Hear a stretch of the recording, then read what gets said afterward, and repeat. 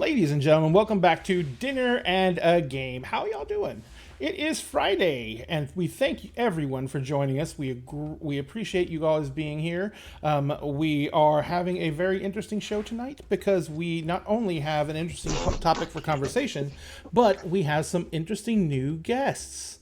So, first off, let's get to the general maintenance. One thing I want to point out is we are still trying to get to the very golden number of 1,000 followers on TikTok, so we can do lives and be annoying. Now, oh hey, thank you very much for the woo. But anyway, but so we have two contests running. The first one is to get us to 500, which we're almost there, and that we're going to be. Oh, thank you very much for following us. That's very nice. But we're doing a race to 500, which is going to we're giving away a very particularly gorgeous mini, which is a orc warlord riding a giant horned warg. And that one's going to be given away at 500. And it's basically him mounted and dismounted. And there is another giveaway we're doing at 1,000 followers. And that is giving away a literal 4-story tall, 10-inch wide wizard's tower.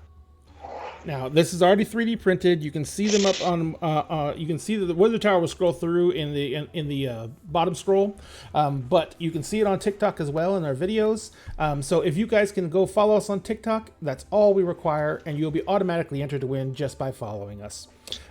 Also, if you want more information about stuff like that and what contests we're doing and when the shows are coming on and what the topic for dinner conversation is going to be, you can join our Discord server. The Discord server is pretty much where everything happens. All the members of all our casts are on our Discord server. You can chat with them, and they can answer questions for you. And also, we put all the news and information up there first because it's the easiest to get to. Also, if you want to support us directly, you can support us by going to our Patreon. We have special roles for our Discord members on Patreon. And we do give away different things at different levels, such as dice cases and stuff like that. It's all listed on Patreon, and we will go. If you choose to support us, we greatly appreciate it, but no one's required to because we do this for fun. Well, we love to do this for a living, but you know. So, also, we are doing next Friday is going to be the Lab Experiments in Gaming. Do not forget, Marcy and her crew are amazing, and the show is amazing, and they are still playing Fall of Magic with the game designer Ross Cowman, and they're doing an ongoing campaign with that. It started out with one game, but they had such a good time that I think they're on session 5 now. So, but it's a great game. It's an actual GM-less system, and it's all storytelling. It's amazing. Now let's get down to brass tacks. Tonight, the show is Dinner Conversations. And in Dinner Conversations, we take on topics that affect us as geeks, gamers, and general members of our little community.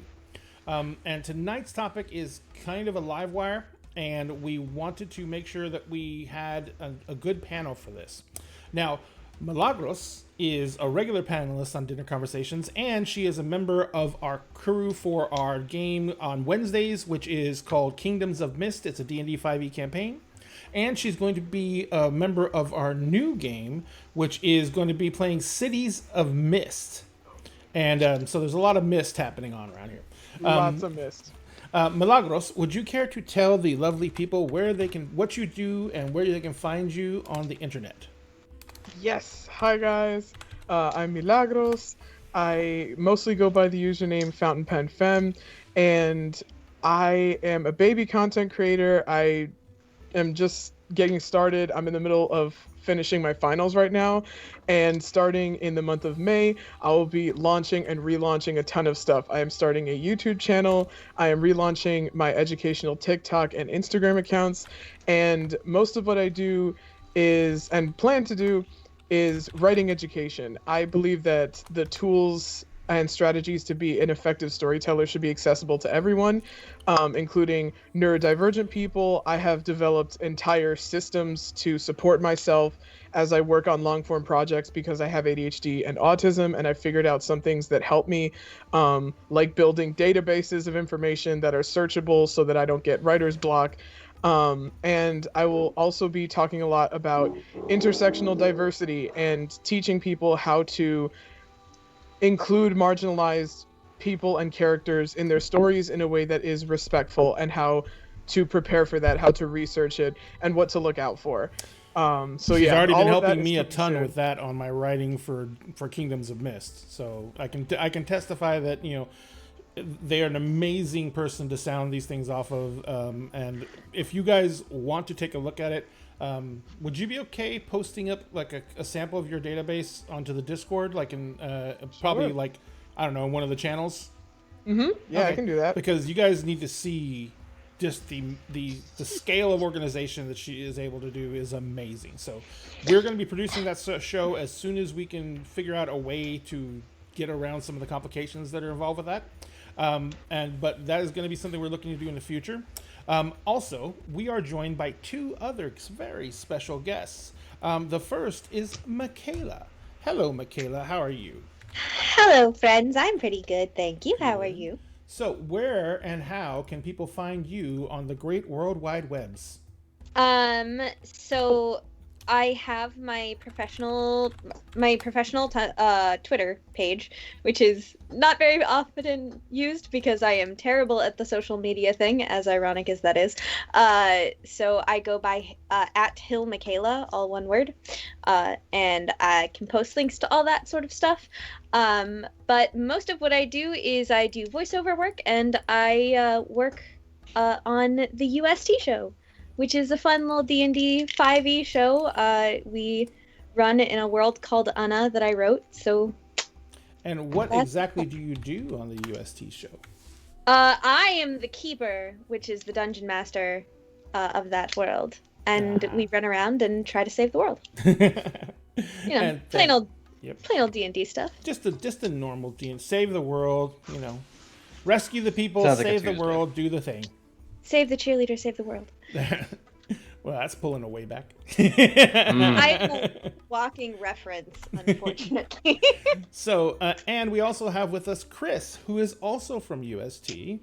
Chris, where can people find you mainly? Primarily, the easiest way to get in touch with me is actually through the UST link tree. Just because most of what I do for UST is on the back end. I do most of the video editing. I stream the show on Tuesdays. I also play Fenrir Everbren, the probably meanest half-elf most people have ever met. But I think he's got good reason. But that's most of what I do is I help produce the show on the back end. So usually the easiest way to get a hold of me is through the UST Twitter page or on Facebook. So, if you guys want to follow UST on Twitch, that we have their link tree is up in chat. Michaela's Twitter is up in chat, and of course, if you want to follow Milagros, her stuff is up. Her link tree is up in chat as well.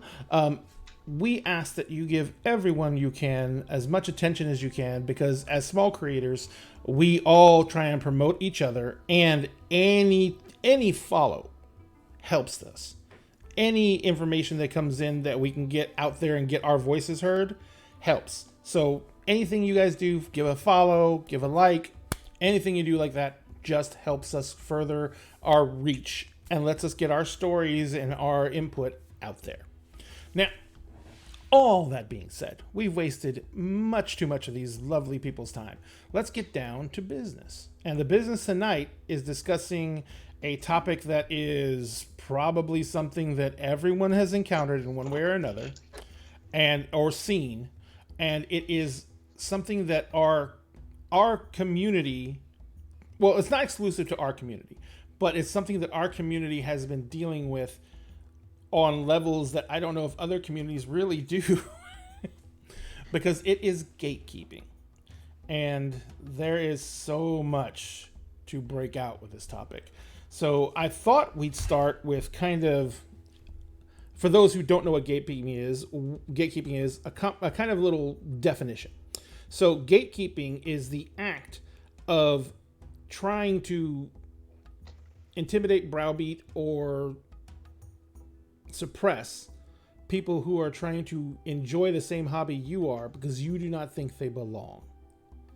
So, and that is usually done with one very important statement that is usually paramount on all gatekeepers' lips. Actually, that's where it starts. So gatekeeping, but it's actually, oh, thank you very much for the follow, Claudio. But gatekeeping is very much a really difficult thing to handle, because in all actuality, they're not doing anything wrong. They're just doing something incredibly rude. I mean, it's against social norms, but it's not like there's nothing anyone can do about it. All they can do is say, be nice. Which leads us into the fact that it is very hard to police it. Oh, we got another follow. Thank you, Kyle Wark.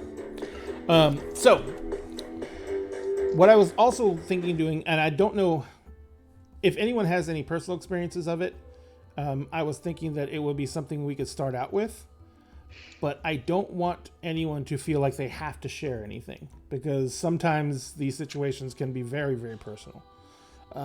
Like the story I'm going to share is not mine. It's something I witnessed, and I got permission to share it. But does anyone want to start with anything personal? I mean, I can.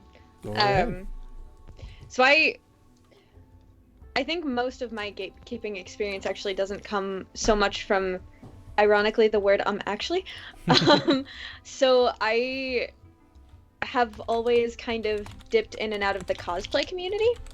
And one of the biggest things with cosplayers is it's not necessarily like, actually your facts are wrong. It's more of a like, well, that stitch isn't actually technically right. Like, it isn't right. And, in this episode it looked like this, and it's a lot of, there's also a lot of like, the pressure comes a lot more from like your appearance. You don't look like the character. Or one of my really good friends was having a blast at this con one time, and he was cosplaying Deadpool, and Deadpools are walking memes, and he was having a really good time, and a bunch of people started kind of mistreating him and making him feel terrible because he was a very large linebacker looking dude with a Deadpool mask on, and they made him feel bad because he wasn't tiny. And so it's just, that sort of stuff is very sad. Yeah. And that is kind of the thing that's another aspect of gatekeeping that we didn't, like directly cover. It is basically the aspect where people try and say things like, okay, there is a gentleman on TikTok, and he cosplays a lot of Star Wars characters. He is a person of color. And he likes to cosplay like Han Solo and everything like that. And his freaking comments are horrific, with people saying things like, and it's not even directly people. It's not the direct racism. It's the things like, well, why don't you just cosplay Lando Calrissian? Yeah. You know what I mean? And he's like, because I don't want to play Lando Calrissian. I love Han Solo. He's my inspiration. He's what got me into this into the Star Wars stories, and he's my favorite. He's my idol. And so it's watching him having to defend himself over and over and over again is just heartbreaking. And he's like 17, 18 years old. Sometimes you can just see it, like it's soul crushing. And I'm just like, he's not going to be cosplaying in a year or two because of this. How long can you stand having that hit you? Cosplayer. That's not cosplayer. Fox Rider. That's another one. Fox Rider said you can't cosplay that character because you're too fat. Period. I've gotten that. Oh yeah. I mean, I think most people have if you're not a size 0. So. Yeah. True. Yeah, absolutely. I'm a 50-year-old man, and I'm a big guy and everything like that. And so I've been like, I've always wanted to go to Ren Fair, and I haven't yet.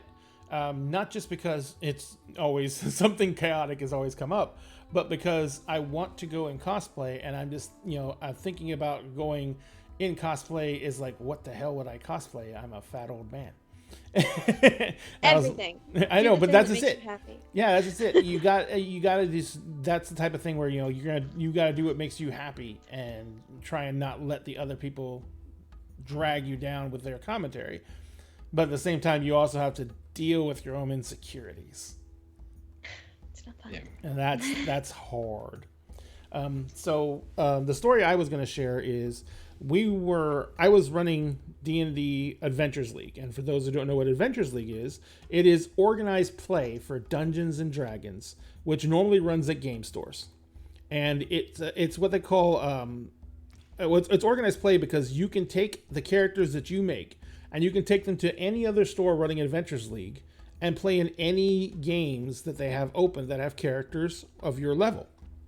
So it was a really good way to get new people into D&D very easily. Because as long as there's a newbie table, they had a place to start out at. And I ran Adventures League since 2014, and I've seen a lot.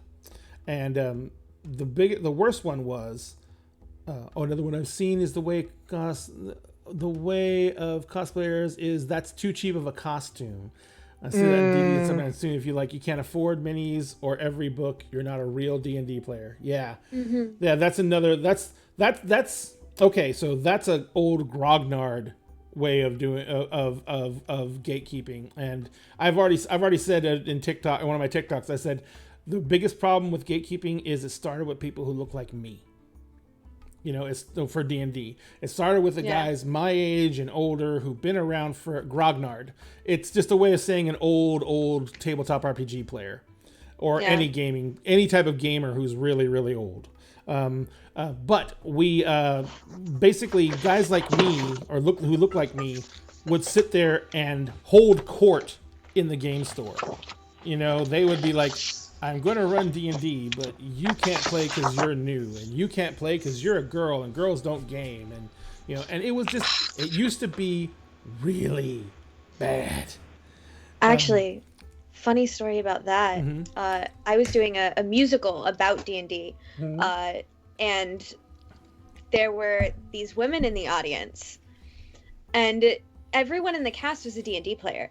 Everyone in the cast did tabletop gaming and absolutely loved it. And these women walked up to the writer and said, "It's completely unbelievable. Those women are all too pretty to have ever played a game of D&D." I've heard that one. Yep. Bro. That's freaking horrible. And I'm sitting there going, "Are you kidding me? Oh, wow. I live my life for D&D. Excuse you?"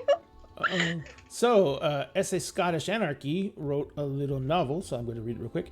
It's a disgrace, especially with communities that dress up. There's this constant bias on people having to look like the person they are playing, whether it be race, gender, etc. Even as Fox says, costumes in some of these communities these communities, you will never be good enough, and it's just totally toxic. Another one is Warhammer 40k. The gatekeeping when it comes to you can't be a real player if you don't have this and this and this, or you just can't collect figurines and paint them. Yeah, that's a lot. That's a lot. That's a lot to pack away. That was a big statement. So there is all kinds of methods of gatekeeping. From like the whole you don't look physically enough like a character to cosplay it, or you do not match an ethnicity of a character to cosplay it, to you store-bought that costume, didn't you? That's another huge one. You didn't make that. You ordered that off of Amazon. That's another huge one. And then all the way around to like with the Warhammer, with the wargaming table, gaming table enthusiasts, there is a massive gatekeep there because collecting one of those armies, this is like hundreds of figures, and you have to paint them all and to play with them. And a lot of people, they get into it and they don't have the stuff painted. There are literally people who will turn you away from the table if you show up with an army that's not painted. And that takes hundreds of hours to do. So it's a hobby, guys. Yeah, I know, but it's just another form of gatekeeping. And it's so weird to think about people who were so marginalized for so long for being the weirdos and being the freaks to sit here and now turn around and use that same thought process on other people trying to join them. Yeah. It is horrible. Fox says, as someone who's never has money ever, cost is seriously a limit on me. I can't afford games that are going to cost me hundreds of dollars, and that's not just you, Fox. A lot of people who get started in gaming, get started at a young age, have no money there. Then they grow up and they don't get to go straight into having money. They go to college and they still have no money. And it's all about what we do as people to try and help them get over that hump. Like, I am an old grognard. I have a giant shelf behind me, 2 giant shelves filled with gaming books and stuff like that. And I think I was showing Michaela last night when we were setting up the call for today.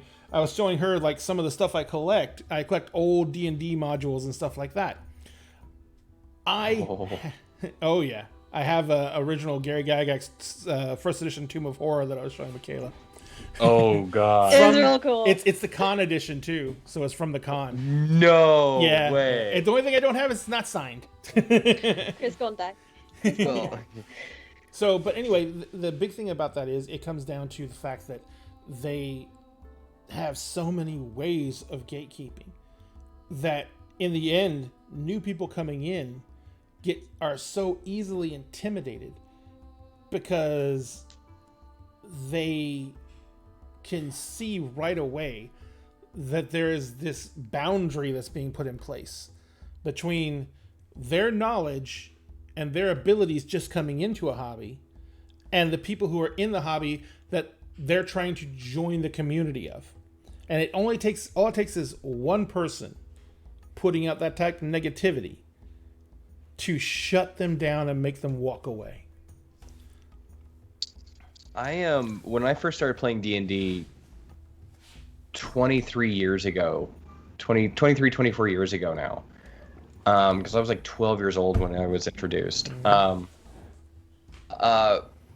It took a lot to convince me to play D&D because I had encountered so much of, well, okay, yeah, you like science fiction, but that's not fantasy, so you're not gonna really like this, or like D&D's just for nerds. I did hear a couple of the if you play D&D, like it's evil and it's a cult thing a couple times as a kid. You're coming on the very tail end of the Satanic Panic. Yeah, I was. And it's just bananas to me. Oh, I don't know. I can't even get into how that became a thing. But my best friend Miles, who was like a brother to me growing up, he was the one that got me into it, and he just didn't say anything. He just brought it over to he bought like this box set, and he just brought it over to my house, dumped it in my room on the floor, opens up the box. I'm like, what are you doing? He's like, we're gonna play D&D. And I'm like, no, we're not. And he was like, yeah, we are. I'm like, oh, and because it was my friend Miles, it was just like, well, I mean, how bad could it be? It's my friend Miles. And now you're going to hell. Yeah, I mean, You're going to hell. Consider that Miles, Miles and I got into some stuff as kids because we were kind of crazy kids, but at the time you're just like, oh, well, I mean, if you're into it, I mean, come on, how bad could it be? And I'm so glad that he did, because D&D meant so much to me in my life. But I still had people for years that would tell me that it's just like, well, you're too buff for that. Or, it's like, you're not nerdy enough for that. It's like, what? It's like, I'm sorry, do I need a pocket protector and glasses to play D&D? Like, is that a thing that has to happen? I mean, it's like, I played a little bit of football in high school. Like, oh, you play D&D? Yeah. I also wear a trench coat. What's your point? So like... Like, I've run into I mean, I'm a bald 30-something now, but I was a card-carrying trench coat wearing goth in high school. I still have Love trench to see coats. it. I have a trench coat in my coat closet right now that I made last year that took me 2 weeks to sew together. And I made it myself because I love trench coats and I still have cut-off gloves and everything. So now I'm more of what I would call a That's closet so goth, so but cool. oh yeah, I love it. God, it's amazing. And I still get compliments on it. So, but that's the thing though, is like it kind of plays in what we were talking about a little earlier, where it's like, oh well, you don't look like someone who. What does someone who plays D&D look like? What does somebody who is into cosplay look like? What does somebody who's into Star Trek look like? Please tell me. You know, like yes, Fox. Trench coats are very awesome. It's just so cool. The duster, you put one on. Like there's something about putting a trench coat on. You put it on, you feel regal. It's amazing. It's like a cape. It billows behind you. You feel magical. I say this as someone.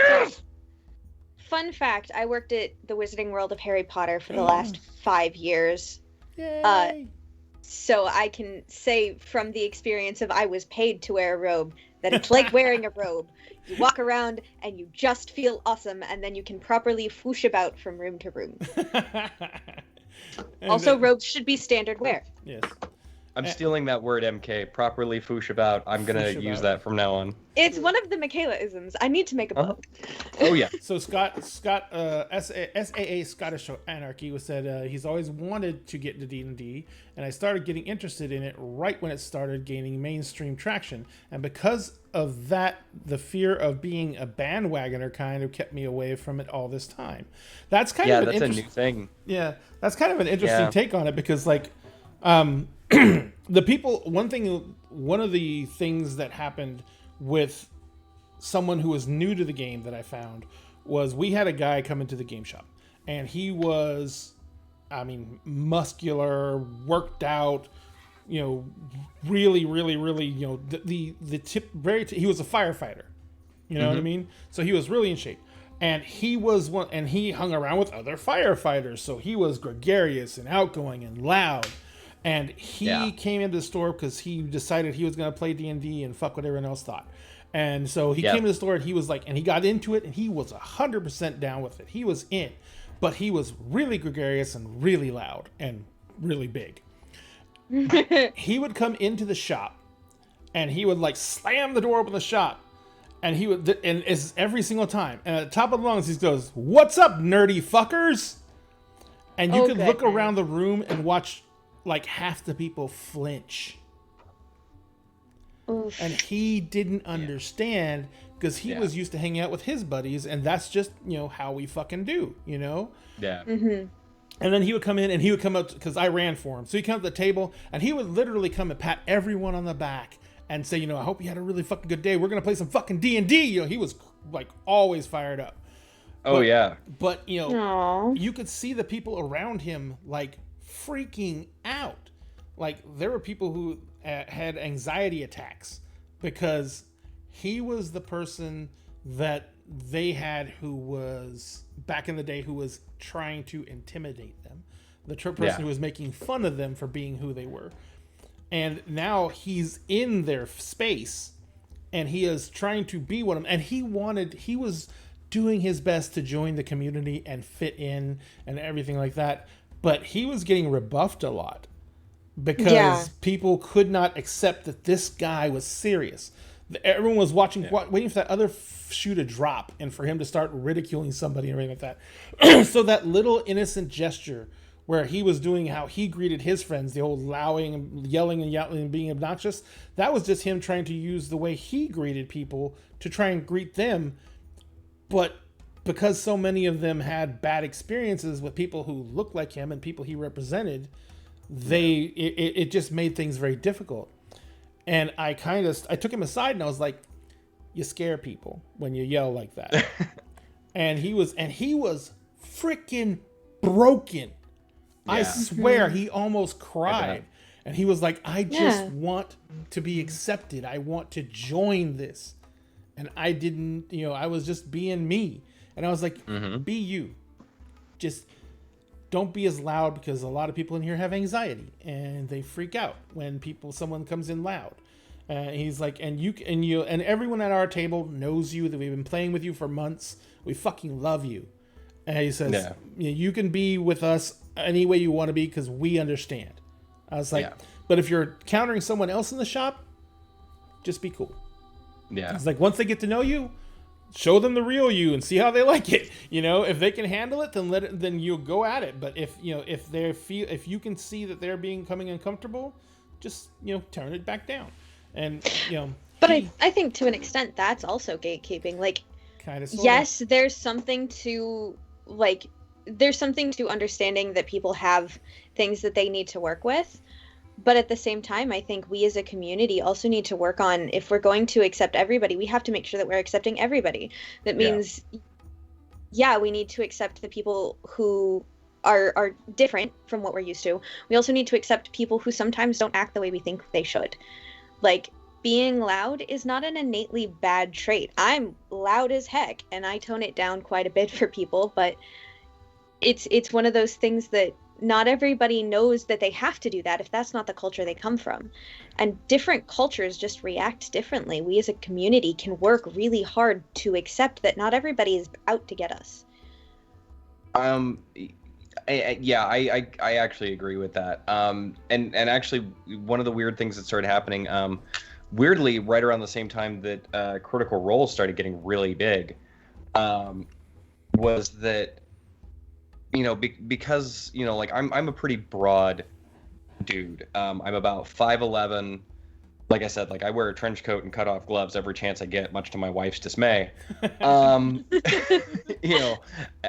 I love it. Like, I feel cool, and I feel more like me in that case. But I stopped getting asked I stopped getting the, you don't look like somebody that would play D&D right around the time Critical Role came out, because Travis Willingham is on that show, and here's this big, this big, jock, and then like Vin Diesel was like, I play D&D too, and like all of these like really like non-nerdy,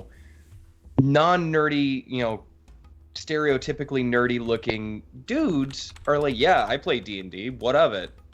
And I stopped getting, and I didn't even know that was a thing at the time, because like I had put it out of my mind, because for so long I'd been told like, dude, you're not nerdy enough for that. You're not, so I stopped playing. Like, I stopped playing Magic the Gathering. I stopped doing a lot of the things that I liked.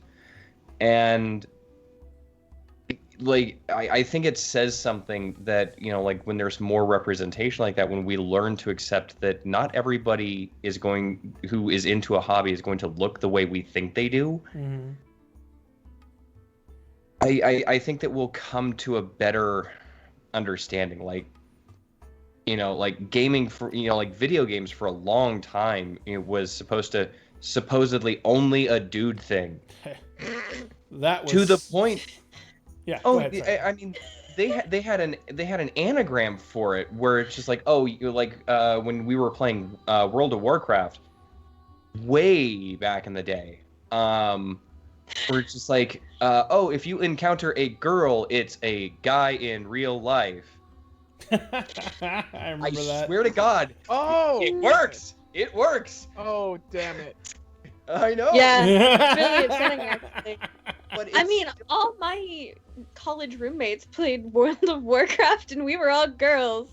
And see, the funny thing is that, like, my wife and I play Final Fantasy XIV together now, right? And if I'm not playing with my wife, they just assume she's a dude until we're in the party together, and then they look at me, because I play under the name Ulven Darkscythe, which is my gamer tag, and my wife plays her character under, and I'm not going to give away her character's first name, but her character's last name is also Darkscythe. So they'll go, Ulven Darkscythe. Huh. And then, like, one time, like, we were actually playing with another married couple one time. They're like, you two are married in real life, aren't you? Yeah, and they go, oh, thank God, us too. You're like, okay, we're cool. And then, like, we, like, ran, like, 5 or 6 dungeons together for, like, 5 hours that day. But it's so rare, because it's just such a weird thing, because of the gatekeeping, where it's just like, Like, oh well, you can't possibly be a gamer. You're a girl, dude. Like those are the guys like I want to like walk up to and be like, you realize that girl gamers outnumber guy gamers, right? Mm-hmm. But you know They just what? don't tell you. The weirdest thing about that is they didn't even collect that demographic until like 15 years ago. Or I 10, know! no, 10 years ago. They didn't even bother to like try and count how many women played games because it was so accepted that girls didn't play games that the marketing firms didn't even bother to fucking research it. Which is funny because when you register, at least for things like MMOs like RuneScape and World of Warcraft, and yes, I did play RuneScape, you have to put your gender. Mhm. They ask male, female, other when you go in. So it's not like they didn't have the information to just pull up in a Frelling database. Yep. You could just click the button and it's already collected in there. Yeah. Red Mage Risk said, Riot said, it's astonishing really how enduring the there are no girls in online spaces thing still is in the year of our Lord 2021 when everyone has the internet in their pocket.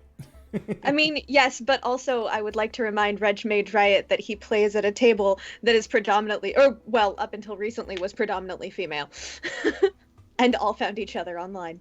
That's my home game DM. Oh, and Fox Rider said, I was literally not allowed to play video games as a kid because my dad literally thought that video games were for boys. Okay, Oh, God. okay. I gotta say something about Go that for it. because my dad, always a huge nerd his whole entire life. He's a computer engineer, like all this stuff. And he had two girls, myself and then my little sister. And my mom is not a nerd. She's an artist. She appreciates the like craft that goes into like fantasy media and stuff like that, but it's just not her thing and it never has been. So the second I was born, he was like, you will be my nerd friend. I'm going to raise you that way. That's And- awesome though. Yeah, no, exactly. So like from when I was very, very little, and my mom did have to sit down and like give him a talk, because he comes from the Dominican Republic, and my mom's like her parents also came from the Dominican Republic, but she was born and raised in New York, and she had to sit him down and be like, listen, okay, yes, we have a daughter, but gender's kind of a scam. Like, it doesn't really matter that much. If she likes things that are for boys, just let her. If she likes things that are for girls, just let her. And he was like, okay. So I had, you know, like action figures, Barbies, all of that stuff in pretty equal measure. Because once he realized like, oh wait, like I could get her into my stuff and then I'll have a buddy that will go to all these movies with me and like read comics with me. He was like, oh no, we're going full speed ahead. And it got to the point where like I'm neurodivergent, I have ADHD and autism, as I mentioned before, and one of the ways that manifested in terms of special interest was Star Wars. I was absolutely obsessed with every single solitary piece of deep lore in Star Wars from when I was really small up until like middle school. And my dad would buy me like these fat trivia books, encyclopedias. We bought the movies and like obsessively analyzed them. And when I got to be in like second-ish grade, he started helping me enroll in these like online trivia tournaments where I would go up against these like way older Star Wars nerds. And like they didn't know that I was this 7-year-old girl just like slapping away at, you know, my computer, just having a blast because my dad registered me under his name. And like it was completely fine when they were under the assumption that it was a guy named Pablo that was beating them at these things, until I actually got to go to a like movie screening that had some of these people, and like he had a little name tag that was like, oh, this is Pablo.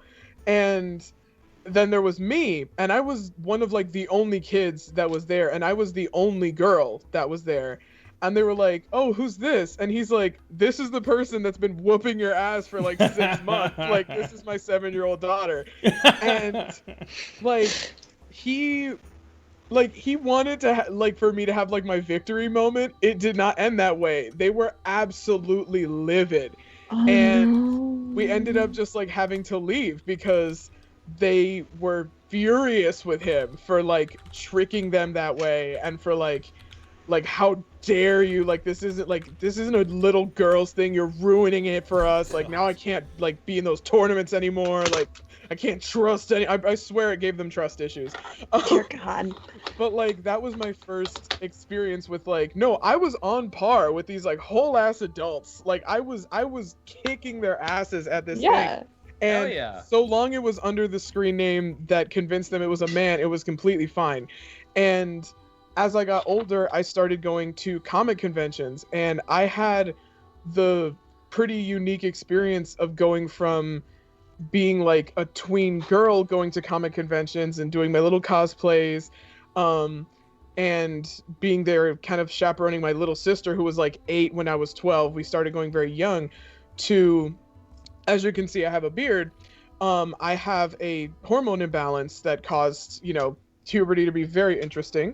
And as soon as I kind of started like growing my beard out and my voice started getting lower, and these strangers at cons started assuming that I was designated male at birth instead of female at birth, everything changed. Like all of a sudden it wasn't so much an issue that I was at panels asking questions.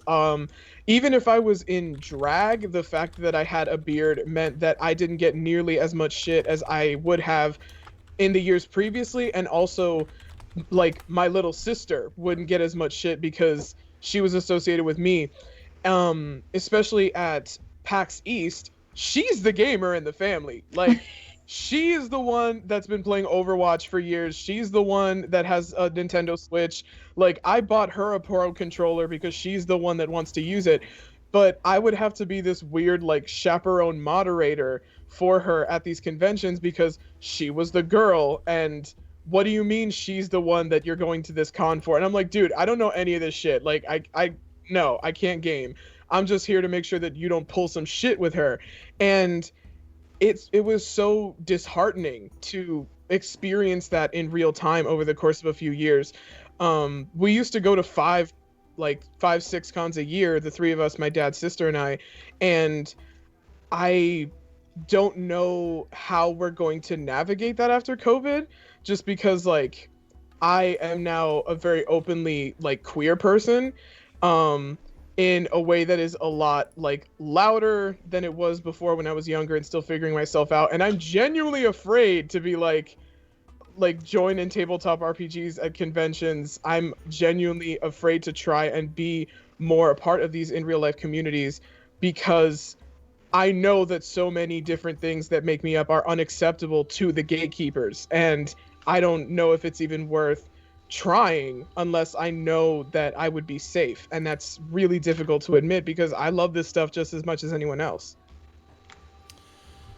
That is really shitty. Mm-hmm. Yeah. So a bunch of people have made comments, so I'm going to go over some of the stuff that chat said. Foxrider was brought up something very similar to what everyone's been talking about. Is she used to mod for a girl who played whatever else she wanted, and she said that she would stream for like 1 hour, and she'd have to ban 15 people in 1 hour, and it was just like really not what you want to see. And then of course everyone started chiming in about how toxic Twitch and YouTube communities are, but it's not just there. It ranges everywhere. The story I was going to tell was I was running Adventures League, and I had a situation at a store where I was running one table. There was like 4 other GMs there that night, and 2 of the GMs were ladies. One was running an all ladies table, and the other one was just running an open table. And the open table filled up because we always had tons of people show up. And through the course of the night, I was of course busy with my table, but I kept on hearing arguments happen at her table because she was right next to me. And I swear to God, this was one of the times that I almost got arrested. One of the guys at her table literally said, "Look, why don't you just ask him about how you should rule on that? Because he's a real GM." Like, not even quietly. Like, he fucking yelled it. And I was just like, I stood up and I was like, oh my God, that's just, and it was just like, I couldn't even. Yeah. So. I'd like to see them try. Right? I mean,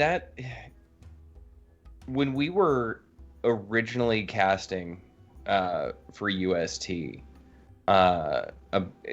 we started trying to cast a DM back in July of last year, during the height of the pandemic. And so really quickly, the first person that I went to was a friend of ours named Noelle, and Noelle is actually our animation director, who in the future, she's gonna be doing like animatics and stuff for us.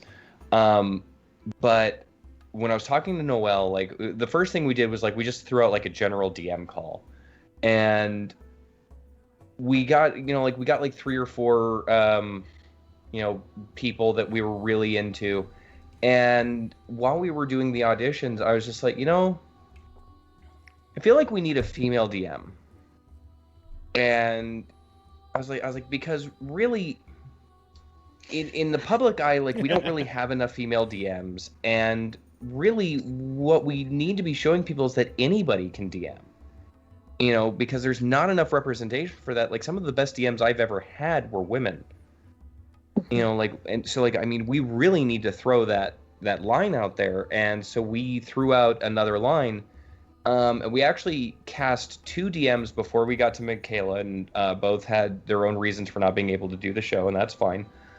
But Michaela actually originally auditioned as a player.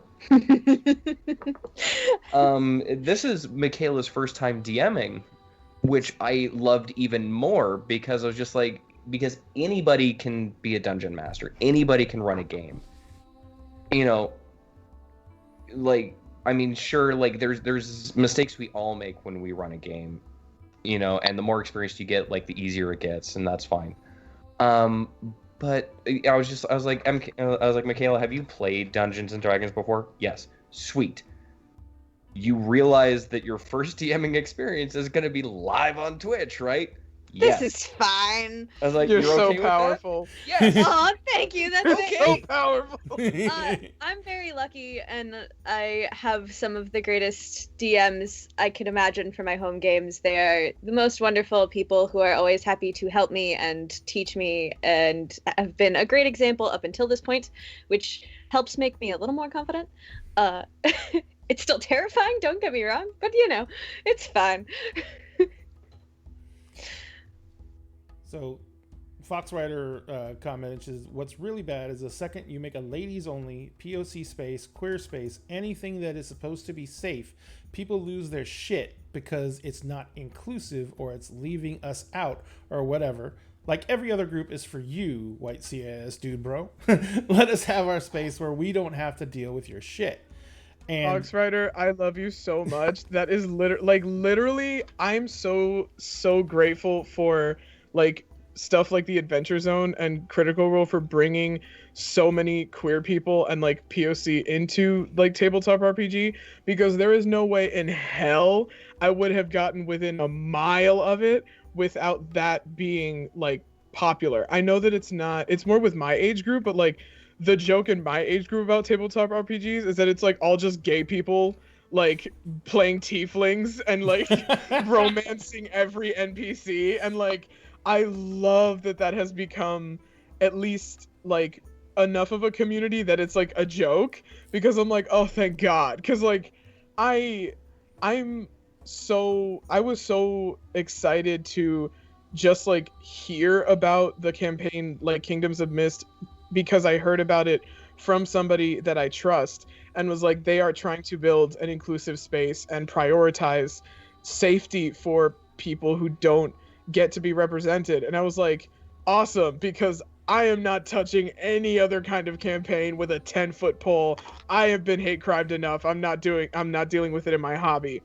And I'm so grateful to get to have that be my experience, because I have had my horror stories in conventions and in other spaces, and I've heard so many horror stories from friends of mine who are queer, who are people of color, and I feel so lucky that I get to not have that as my introduction to the community, because Ray is awesome and the people that he has brought in are awesome. And I will tell you this: when what Milagros is addressing is when I started to try and rebuild my channel. My channel fell apart, as a lot of channels do, and we were rebuilding and relaunching, and I came to a decision very early on, because I looked back at my previous cast, and my previous cast was, there were people from on the LGBTQ people represented and everything else, but my cast was, white people. It was all it was. And I was kind of like, I stepped back and I was like, I do not know a single non-white person in the gaming sphere at all, like personally. And I stepped back and I was like, then I started thinking back, and I was like, no, I've seen people at the game store and I've even gamed with them, but I've never had anyone at my table. And I was like, why? I was analyzing it deeply as to why, so trying to see if I had a bias that I didn't actually acknowledge in some way. And it got to the point where I realized that every single person that I had met I've been gaming since I was 11. I'm 50. I have gamed with one person of color at a regular campaign. Now, in game stores and at cons, it happens more often. But I've only gamed with one person of color in my entire gaming life for a long period campaign. And I realized that the reason it is because a lot of these people come into our space and they're only in it for a little while, and they eventually leave. And I was like, it kind of dawned on me, it's like, I don't have time to get to know any of these people before they leave, because they are not made to feel welcome. And I was just like, holy shit. And you're talking about, the joke is that, is now for the younger gamers is like, it's all there. Everyone's gay and playing a tiefling. Back in the 90s, I played a lot of White Wolf games. And I also had a trench coat, and I wore frilly shirts to gaming conventions and pretended to be a vampire.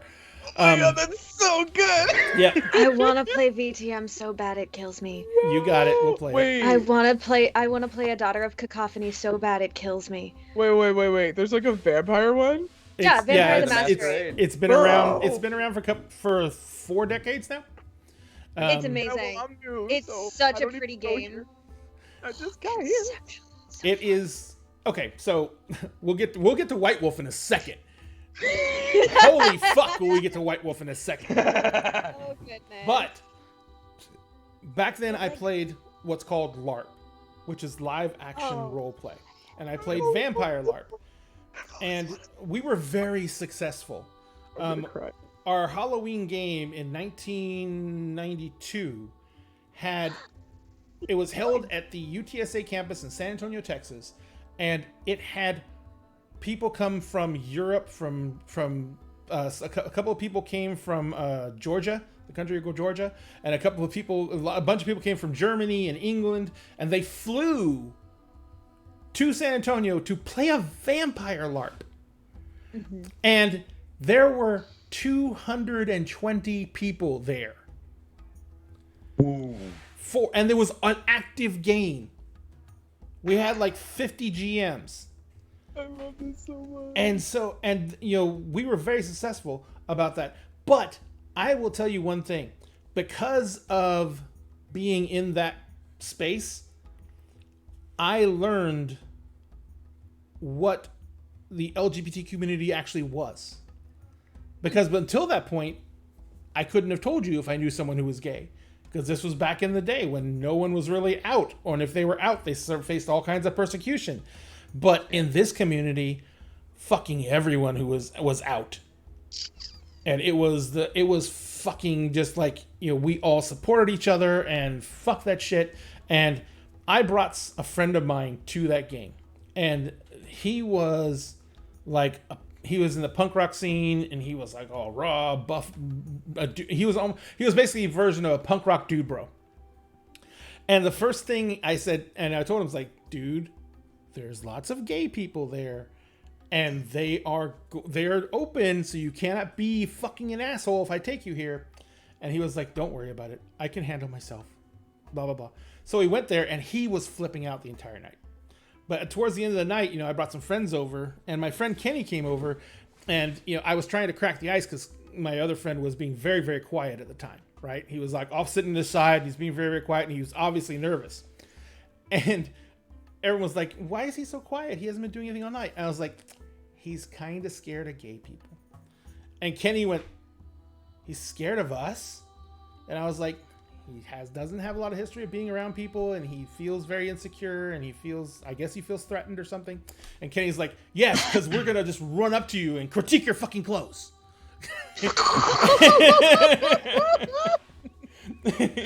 Oh my God. And actually, that fucking did it. My friend fucking just busted up laughing.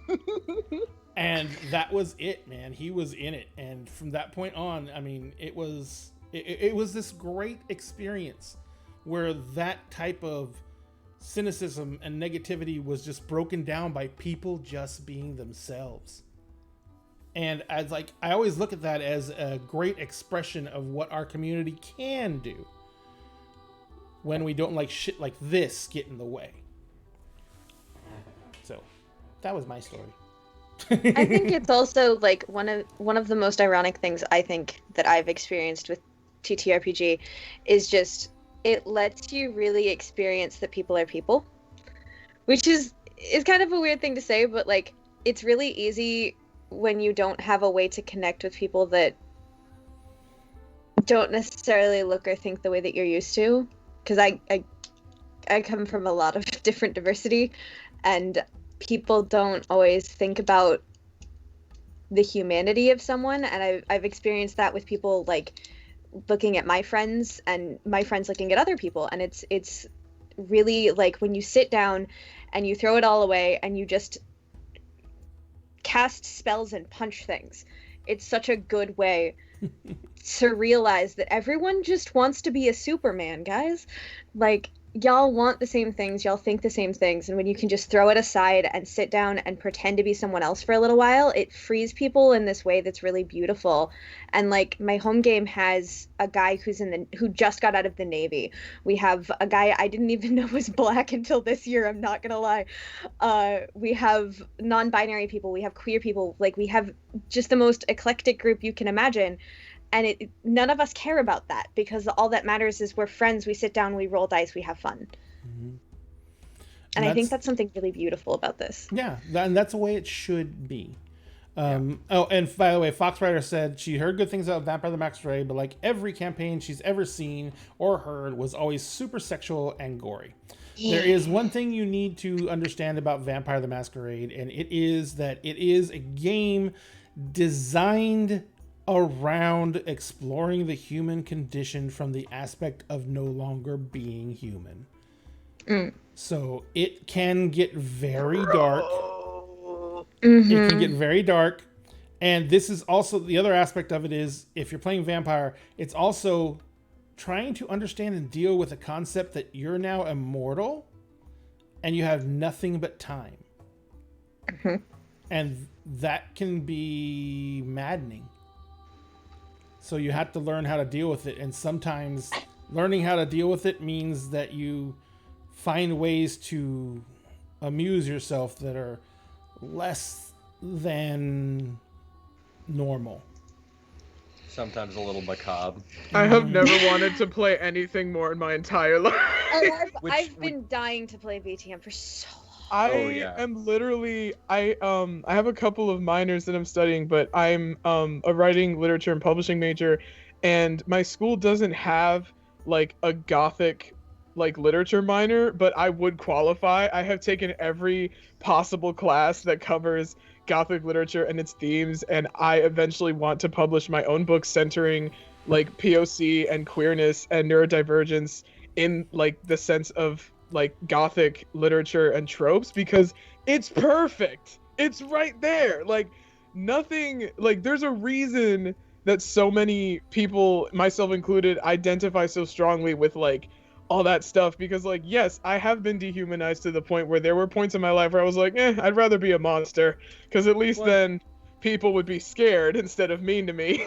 Well, and not only that though, like, so like as somebody that's also neurodiverse with ADHD, like the concept of having nothing but time. Oh my god. Fucking Like, terrifying. I will live forever. No.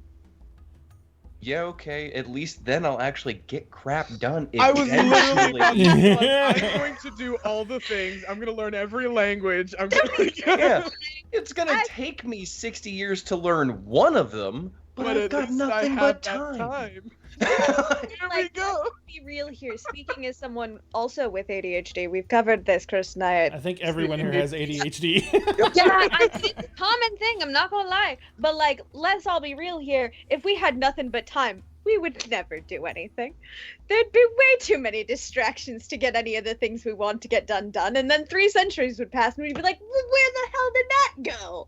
Yeah, but then you still have like another 3 centuries to worry about it. Because you're just like, I'm... And either. The big thing about you would that, know. and we're getting way off subject, but I'll try and Yeah. wrap this up real quick. The big thing about, and by the way, Scottish Anarchy and Fox Rider, the world is called the World of Darkness. And yeah, there's lots of games in it. There's vampire, there's werewolf, there's mage, there's a one about, what is it? The Awakened, which is mummies. There's another one that's where you play like a Frankenstein's monster. There's another one, there's Oblivion, where you play like literally a dead person, a ghost. Yes. And there's Changeling, which is my personal favorite, where you play the Fae.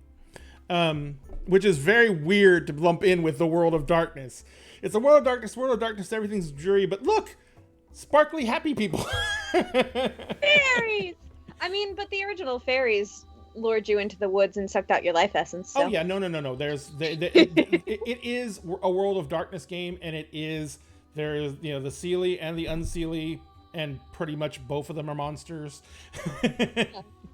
But yeah, that's the entire World of Darkness.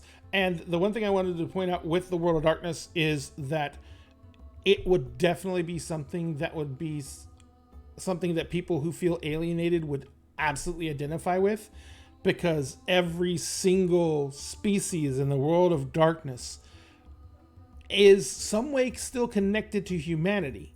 Like they were human at one time, or they're now a hybridization of human and werewolf, or human and fae, or they're a mage, or something like that. So they're now this really small community of supernaturals. And they know that if they're ever found out, humanity wouldn't be able to handle it, and they would be hunted down. So I can understand completely how that would appeal. Yeah, Oh, no, absolutely. I didn't know about the werewolves or the fae, and gimme. Okay, fine. Hand it over. Hand it over. Gimme. Say when and where. Right. Now. Yesterday. But that aside, the biggest thing with changing is out of print. So yeah, I have all the books in PDF. Great.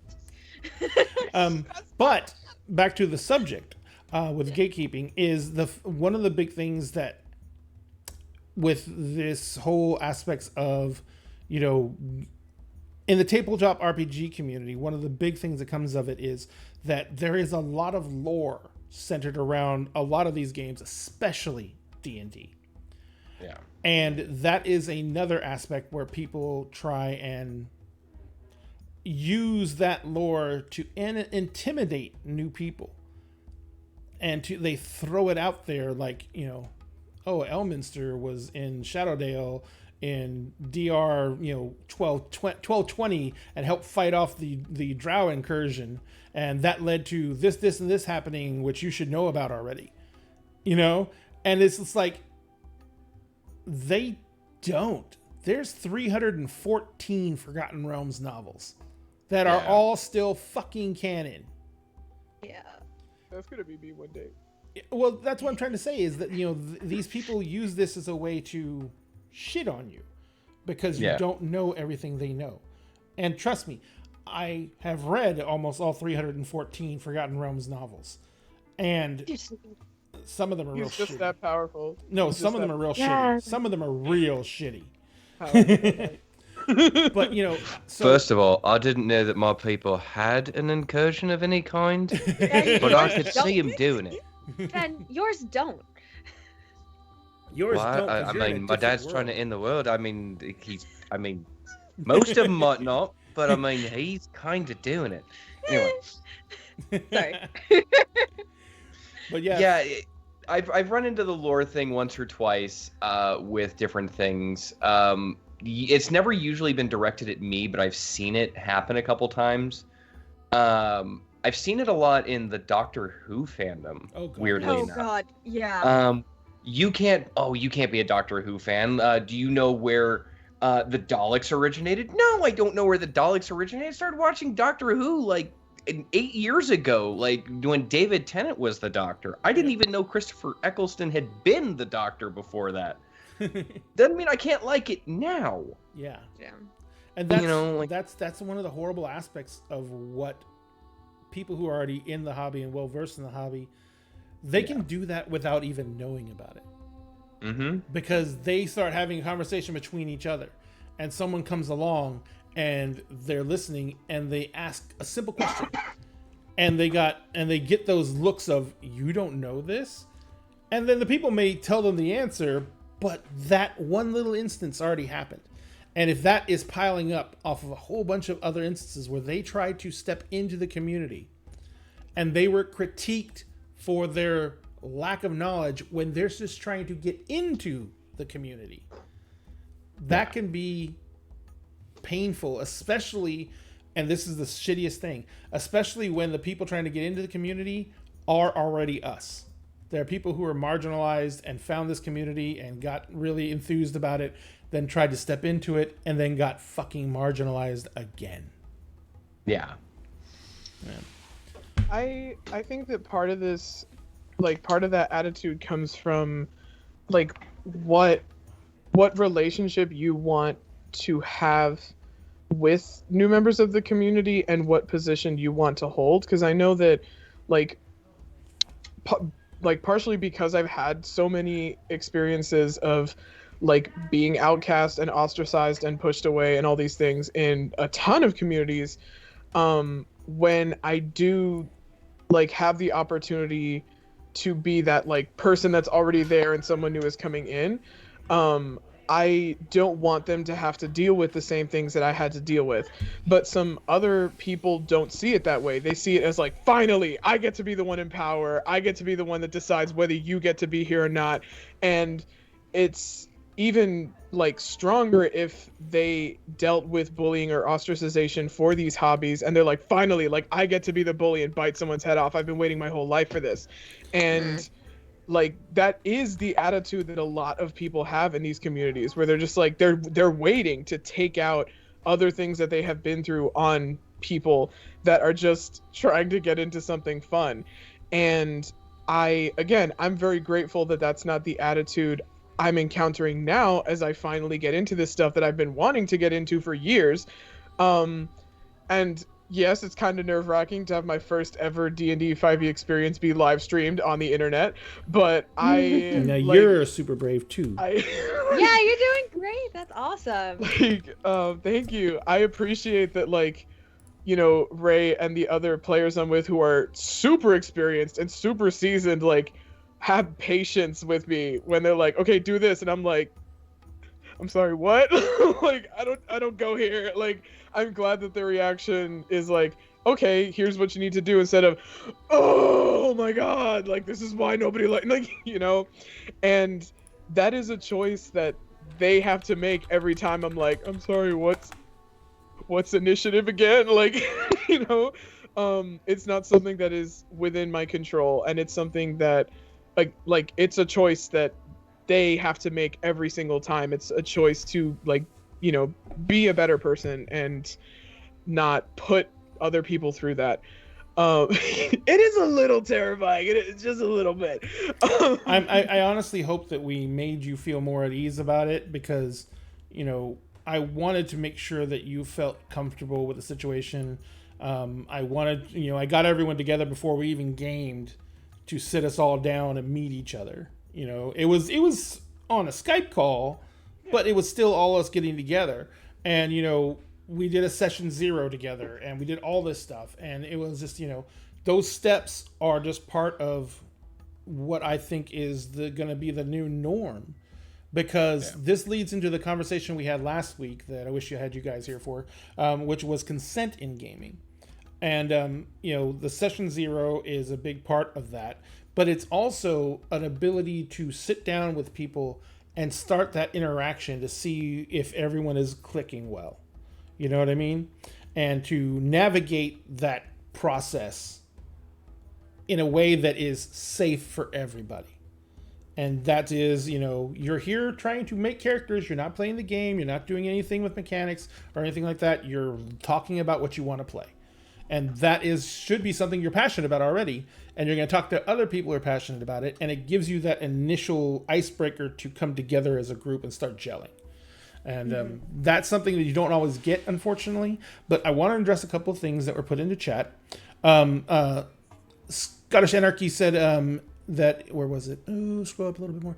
Comic book gatekeepers are really bad for that, as well as if you don't know the canon by heart.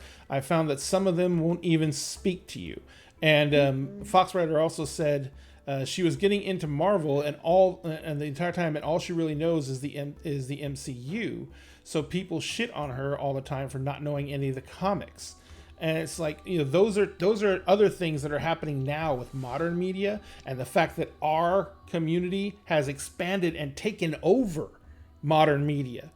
And now we have all these new people coming in, and like Milagros was saying, you have all these people who were they were in the comic book stores, and they were reading the comic books, and they were delving deep into the lore.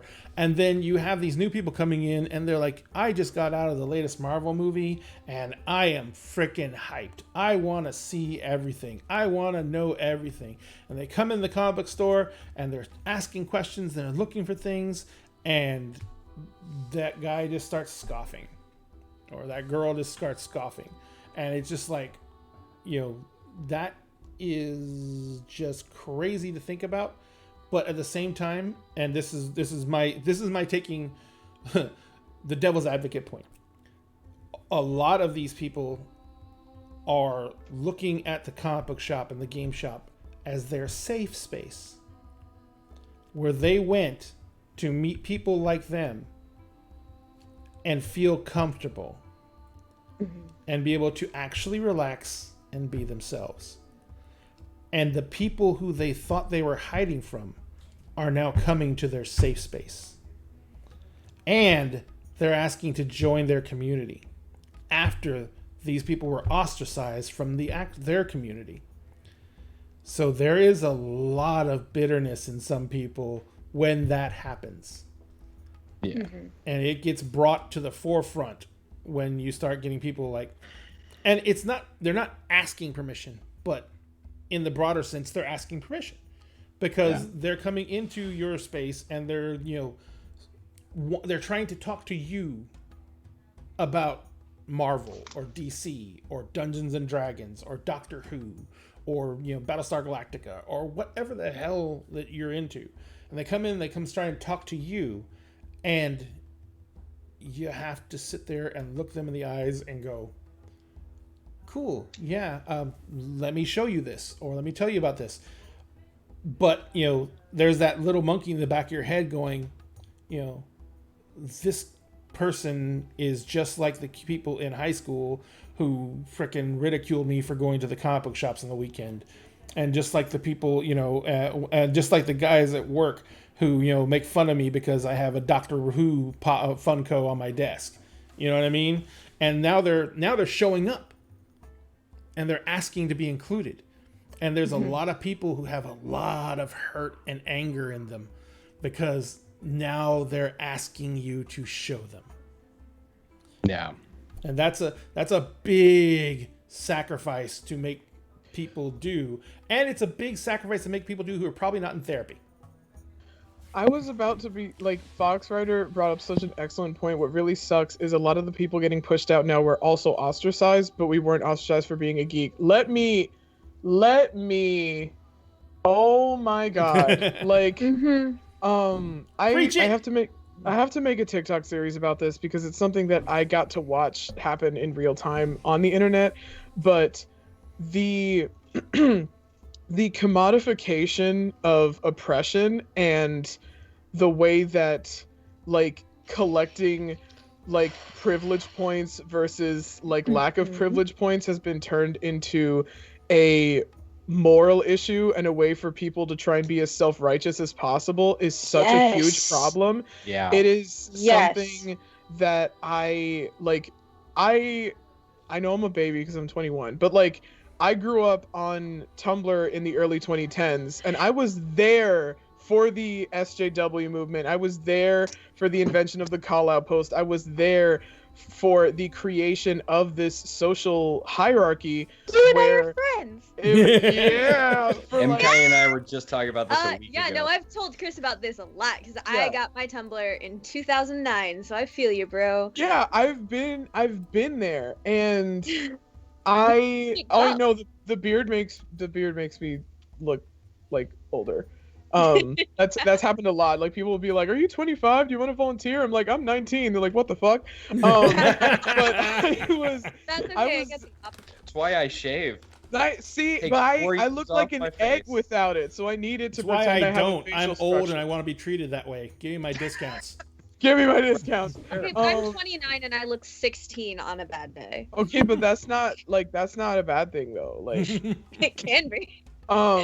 but there's this huge issue of like people in positions of a lot of privilege not understanding like what it actually means to deal with like systemic oppression, to deal with like the trauma that comes with being dehumanized on such a grand scale, to deal with like in the case of stuff like, you know, racial, ethnicity, like national issues, to have everyone who is like you, everyone in your family, everyone that you know, be dehumanized with you because you are a part of a certain group. And I despise how it's been turned into this thing where it's like, try to rack up as many privilege points as you or as many oppression points as you can so that no one can ever force you to face a consequence because you are XYZ, which means you are exempt from any kind of criticism or accountability. And I think that part of like losing all of the nuance that was supposed to come with these conversations and with these structures, because the point of it was liberation and inclusivity and making things better, is that you have these people who like, and this is going to sound mean, but you have people where it's like, okay, I'm sorry that you were bullied for your interests and you were put through that, but to then turn around and claim that you have had it worse or equivalent to people of color, to queer people, to all of these other groups and people who live at the intersection of multiple forms of oppression at once, and be like, well, cishet white men are everyone's punching bag now, so we all of a sudden have it the worst. Like, no, you, like, not even close. It's not even systemically possible. But I do think we need to be careful, especially in times of gatekeeping. Yeah. I think we need to be careful not to push too far the other way. No. Like, there needs to be an air of forgiveness. There needs to be that air of like, I mean, the healthiest way to handle something, in my opinion, especially with gatekeeping and things like that, when people do walk up and they don't necessarily look the way that you expect them to not jump to remembering these people who have hurt you, because each person is a different person. this person is here and you don't know what their story is, and just remembering what that story is and just enjoying the ability to teach. Like, I personally, and it's probably a lot easier for me because I love sharing knowledge. I like to be the person in the room that knows things and then let everyone else in the room know things too, because I know them and it's really exciting. But so like cultivating that culture, creating that and implementing that into the culture, and being this culture of we don't care, just come here and we will help you learn. And yeah, there's going to be that guy in the corner, but the longer that guy in the corner is still that guy in the corner and everyone else is having a good time, either they're going to get grumpy and get worse and you're all just going to push them away because they've made themselves that, or they're going to walk out, or they're going to fix themselves. Yeah. Like, there are three things that each person can do, but the more that we as a community can make that active decision to come together and say, no, we're going to teach people, we're going to be accepting, we're going to just like people and understand that people are different. The more that we can do that, the better we're going to be. And I think that'll branch out into a greater thing as well, because we, especially as streamers, have the opportunity to not just do that at our home tables, but also make an example of that. Yeah. Yeah, absolutely. And that is a great transition to the second part of this conversation, which is what can we do in our communities, in our groups, and like that to try and stop gatekeeping. Yeah. Now, there's some real obvious things we can do. Number one, use your voice. If you witness it, call it out immediately. Don't let it stand. Don't let it happen. Don't let it ride. If the gatekeeping person, and this is a weird thing, but if the gatekeeping person doesn't realize they're gatekeeping, then just step in and remove the person who's being gatekept from that person. Okay? Now, one thing I'm going to say about all these possibilities is, number one, safety first.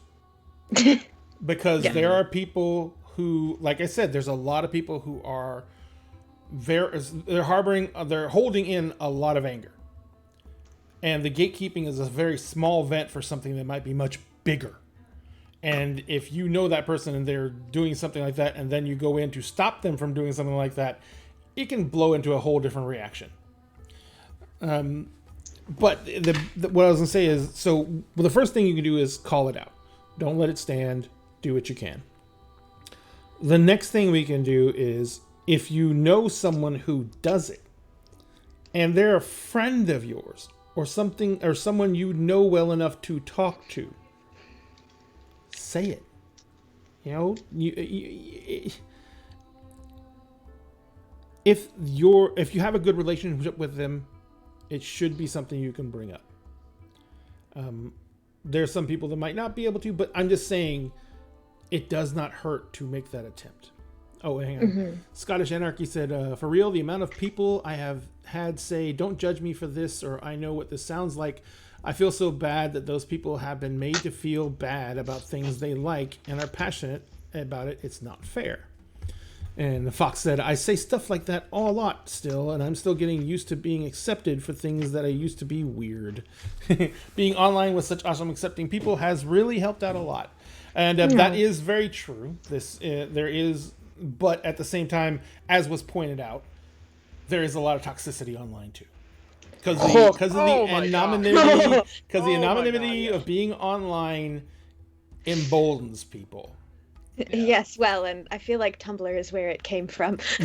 Oh my god! We watched it. If you have the same experience I do, we watched it grow. Yes, we are the ground. Prodigy laid the egg. Come on! Can I not have my BBS boards for where it really began?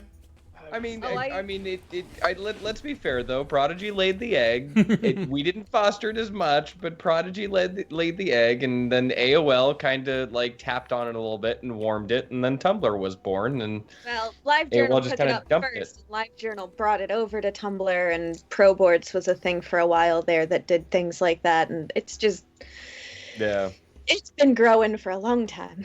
Yeah. Well, and yeah, oh yeah. I mean, in that vein, like the solutions, a lot of the solutions when when said out loud, I mean, and Ray, like you really hit on like the primary things. Like, definitely call it out, have a conversation.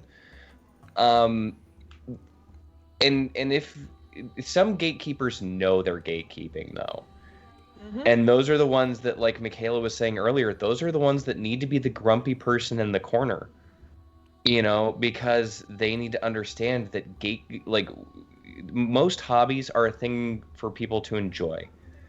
And if somebody's getting into it, like, I mean, how do you, like, that's how hobbies propagate, you know. I used to sell Gundam model kits for a living, right?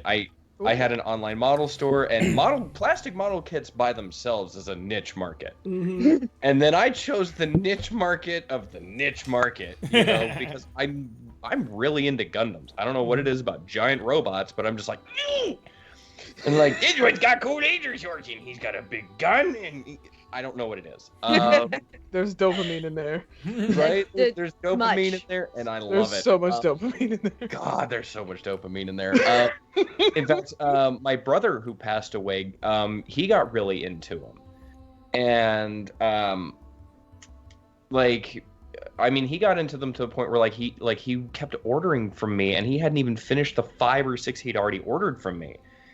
And when he passed away, one of the ones that it was going to be his next one. And I picked it up from my mom's house because he was living with her at the time. And I built it for him.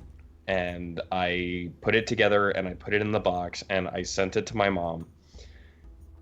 And I had a really hard time putting it together because, you know, like, he got so excited. And I was just like, okay. And even I remember, like, because like Ray said, like, sometimes you don't realize you're gatekeeping, you know, and like, he'd call me up and be like, hey, how do I put the V fin on this thing's head?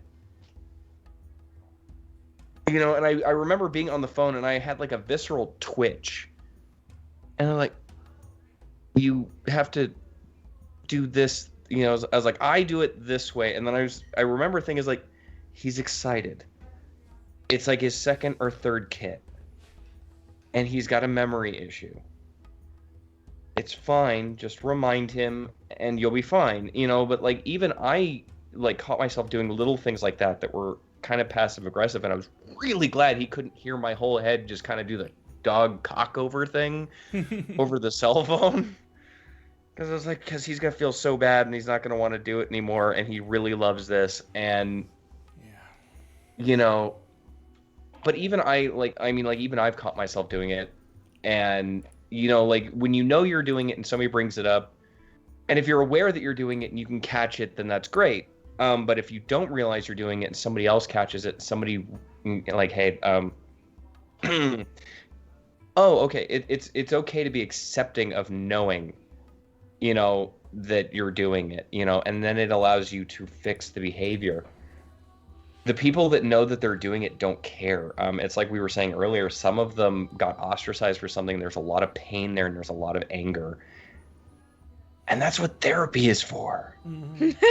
You know, Y'all, I'm It's a begging lot of you. ways. I'm begging you, go to therapy. right? Like, Oh, yeah.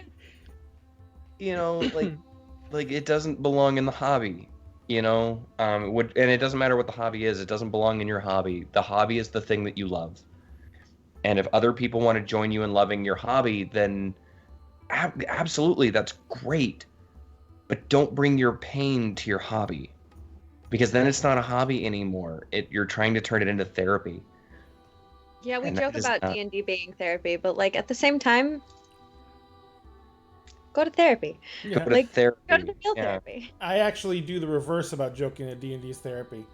I constantly tell people, do not fucking treat D&D like therapy. You will fuck yourself up. Yeah. That's, Oh, wait. that's very true. Scottish Anarchy said, the more you analyze gatekeeping as a whole, the more you realize that in reality, it's just people who want things to stay the way they were when they started liking the thing. But if someone had done that then to them, or the people who made the game the way that you like it now, then would you even be here? And in that thought, what right do you have to stop someone from feeling what you felt when you first found the fun thing and fell in love with it? That fucking statement is the best argument you can take to a gatekeeper right fucking there. I mean, yeah, that sums it up. I used fuck 4 times in that sentence because it was so important. Right? You did it. Yeah, absolutely. I mean, that hits the nail on the head right there. Like, these hobbies change, the perfect example, like, I had to explain to my brother, it's like, look, the Gundam kits that I built as a kid are nothing like the ones now. And he'd be like, oh, how have they changed? I'm glad you asked. And then we could go over that. Mm-hmm. Because like I'm like you guys, where it's like, you get me onto a subject that I love and I will just dump information. ADHD. ADHD. I just, Right, let's get it. Info dumping is a love language. It really is. ADHD and it's really fun because I have a nephew who's autistic and I have ADHD, and we can just info dump onto each other, and it's real cute. Oh yeah, Kyle and I. Kyle is Scottish Anarchy. He's actually my nephew by marriage. He and I had a 3-hour long conversation today on the phone. That we found these videos. It was this kid trying to build like a cabin using traditional methods, and like we kept watching him do stuff. It's just like, I want to keep telling this kid I want to go up to him and be like, dude, please treat that wood, and like we spent like 90 minutes talking about that, and that somehow devolved into other things like in the history of the world and all the things. And finally, like, I looked up and it was like 2:00. I was like, oh my god, Kyle, I'm running behind, I gotta go, man. And, but like, it was really fun, just like getting to talk about these things and getting to talk about like build methods and stuff, which you wouldn't think is like a hobby that people would have, but it is, Yeah. So I mean, that's really the thing, is like when you get to share the information, and those things are going to change, and it doesn't matter that they change, because change is a necessary part of growing and maintaining. And that's really, I think, the hardest thing to accept, is that and even more to because that is the quintessential argument. That is the be all end all argument, I think, to make with a gatekeeper, because like at the end of the day, like when you have somebody that's gatekeeping, it's like, look, dude, is the hobby even the same as it was when you got into it however long ago? No. Like, it's okay to educate on the history, and that's fine. But at the same time, it's okay for it to continue to grow and us to grow along with it, because if it doesn't grow and change, I mean, D&D 5e, when I got into D&D, it was a D&D. Mm-hmm. And THAC0 was a thing. Oof. Yeah, and oh my god, I hated THAC0. I can still calculate THAC0. I can't. I'm glad you can, because I can't do it no more. I'd have to reread the rule. I heard about THAC0 and I wanted to cry. Yeah. My AC is a -3. That's dumb. Uh-huh. Yeah. Fight hurts. me. It hurts the brain. So when 3.0 and 3.5 came out, and they were like, no, you're gonna roll up to a number. I was like, oh, thank God. Oh, thank God. There is no math in D&D. There is no math in D&D. There is no math in D&D. And then 4th edition came out, and I liked 4th edition. I didn't like that they made Gnome a monster. That seemed weird. Does anybody remember the commercial for that? Mm-mm. So they had animated a tiefling and a gnome together. Mm-hmm. And they were talking to the tiefling about how great it was that the tiefling was a player class now, and then they turned to the gnome, and they were like, so how do you feel about being in the monster manual now? And he goes, I'm a monster. And that was the voice. Like, they like blacked out his eyes. And then like at the end of the commercial, the tiefling picks up the gnome, punts him, and then throws an eldritch blast at him and lights him on fire.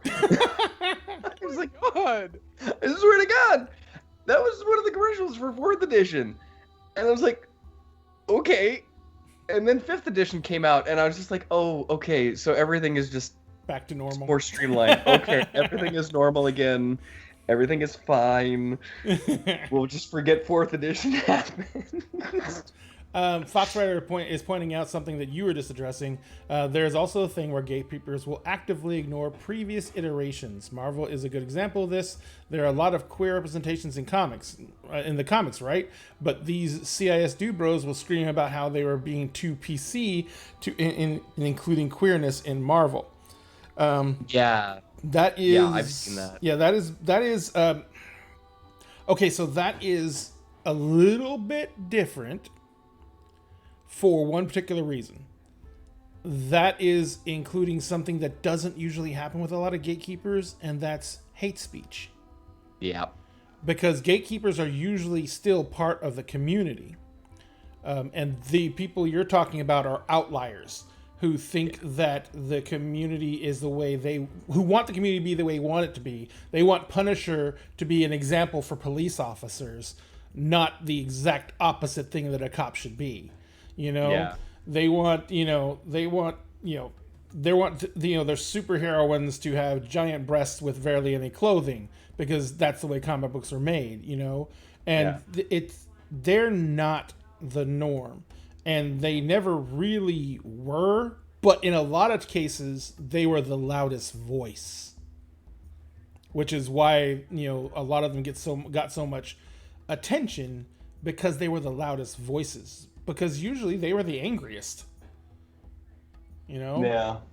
So, but that's a little bit weird. Oh wait, Scottish Anger said, I was actually just reading something about that. How these heroes that these people are diehard defending represent is completely opposite as to what they're defending for them. They're defending them for. Captain America being a perfect example. He was created to fight Nazis. Now he's the Republican figurehead. And of course, police officers who are putting the Punisher sticker on their patrol cars and shit. And it's just like, yeah. But I will say about that, I was here for like the death of the author thing, and one thing like I will say is that like sometimes it doesn't matter how clear you are in a text or a piece of media. Like some people just can't frickin' read and will do whatever they want with certain symbols, and unfortunately like there's not much that you can do about that. And it's just a matter of like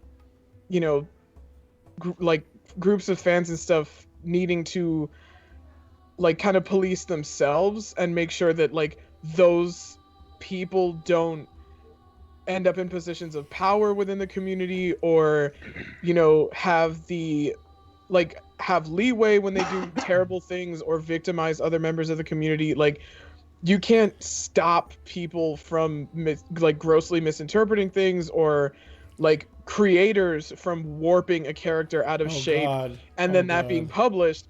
But you can, do your best as a community to try and protect the people who will be hurt most by that, because that should be that will do more actual good than trying to, get stubborn or bigoted people to change their mind. Like there's a point where they're just not worth it. Yeah. Like how bad can J.K. Rowling actually betray the world that she created than what she already has done? I mean, I say the same thing every time someone brings up that. I haven't paid attention to J.K. Rowling as a member of as a part of the Harry Potter universe since the 7th book came out, because she killed my favorite character, and that's just not okay with me. So, why should I start listening to her now? Well, technically you really shouldn't, because she's a fucking horrible person. But exactly. I haven't listened to her since the 7th book came out and I was in high school. Why would I start now? But a really good example of a creator in the community who seemed to do everything right and then turned out to be fucking horrible is Joss Whedon. Oh my god. I mean, he has been the golden boy for almost 3 decades. And it took people finally coming out and standing up to him Yeah.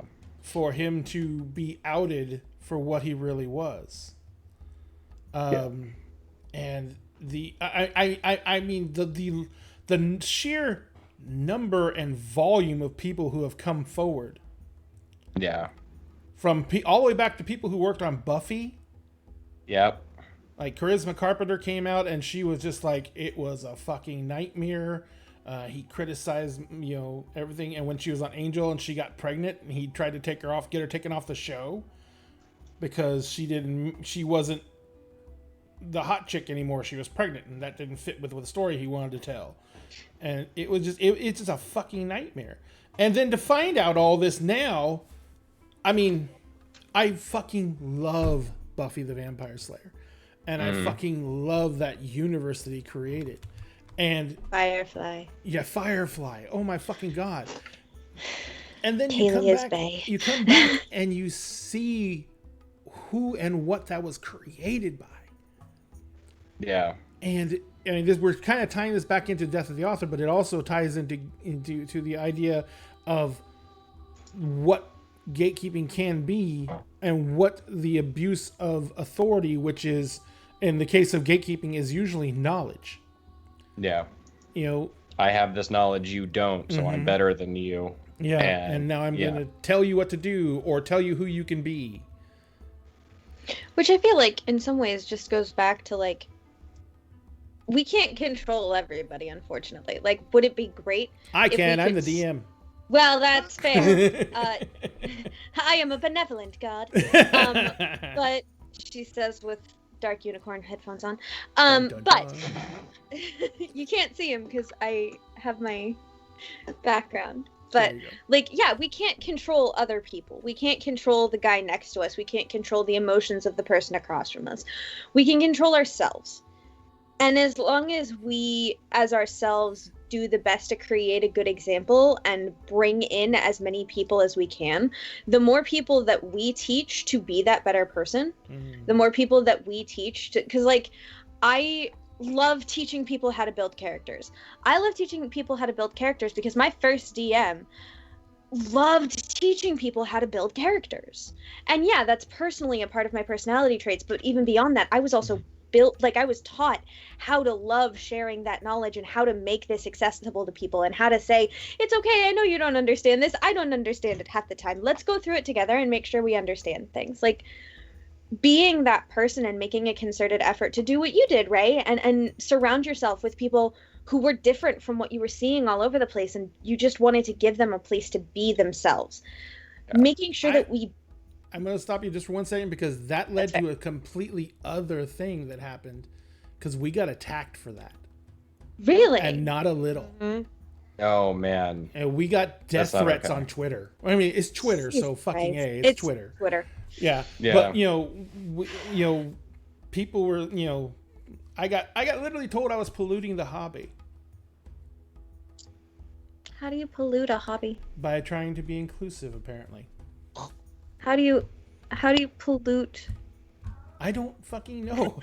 Literally, like, how do you pollute? I'm just people? imagining like D&D as like a body of water, and Ray just dumping like rainbow stuff into it, and they're just like, "Hey, you're polluting the water."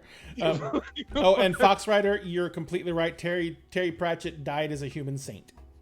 We stand. But yeah, but I'm sorry, I didn't mean to, but it was. You're good. And I didn't just get attacked by people who didn't want to see diversity brought into it. I got attacked by people saying that I was just, virtue signaling because I'm a CIS white male. The funniest thing in the world is my last name is Smith. Conjure with it if you dare, fuckers. But my last name is Smith, and I was born in Laredo, Texas. My mother's last name is Hernandez. I grew up in Laredo. I grew up in San Antonio. The only family I know speaks nothing but Spanish. And, I am really sick of people telling me that I'm not Hispanic. Yeah. you know, and that was thrown out a billion times. You know, you're just an SJW, and you're just trying to be you're just virtue signaling, and you're not really a part of this. You don't have the right to try and say that you're trying to do this for anything other than your own fucking clout. Yeah. Well, and see, like that kind of behavior, though, it only helps the gatekeepers, and usually I think it's gatekeepers that do stuff like that, because I mean, in all reality, it's that kind of person where it's just like, I support this group, I support that group, you know, like, and insert whichever group it is. It's usually those people that are just like, oh yeah, I support these groups, but really they don't. You know, it's usually them calling out their own behavior, you know, and even if they really do believe that they are allies of those groups, you know, when they do stuff like that, they cost those groups much needed allies, you know, because you get people that, you know, that they're new allies. And then it's just like, oh, you're just virtue signaling. Well, I wasn't, but now I'm really not going to help you, you know, and it really turns people away. And that's a problem too, that again, like, you know, like when you get people that are really gatekeeping, you know, and they're really just trying to keep the hobby the way that maybe they remember it, or maybe it's just because, like, no, this is my thing. Kind of Golluming it, if you will. Like, no one needs my precious. You know, like, where they're kind of pulling that kind of thing with it. Like, it doesn't really help, because then they can fall back on those arguments. You know? Yeah. And it just, like, it just takes, you know, the hobbies were meant to be inclusive.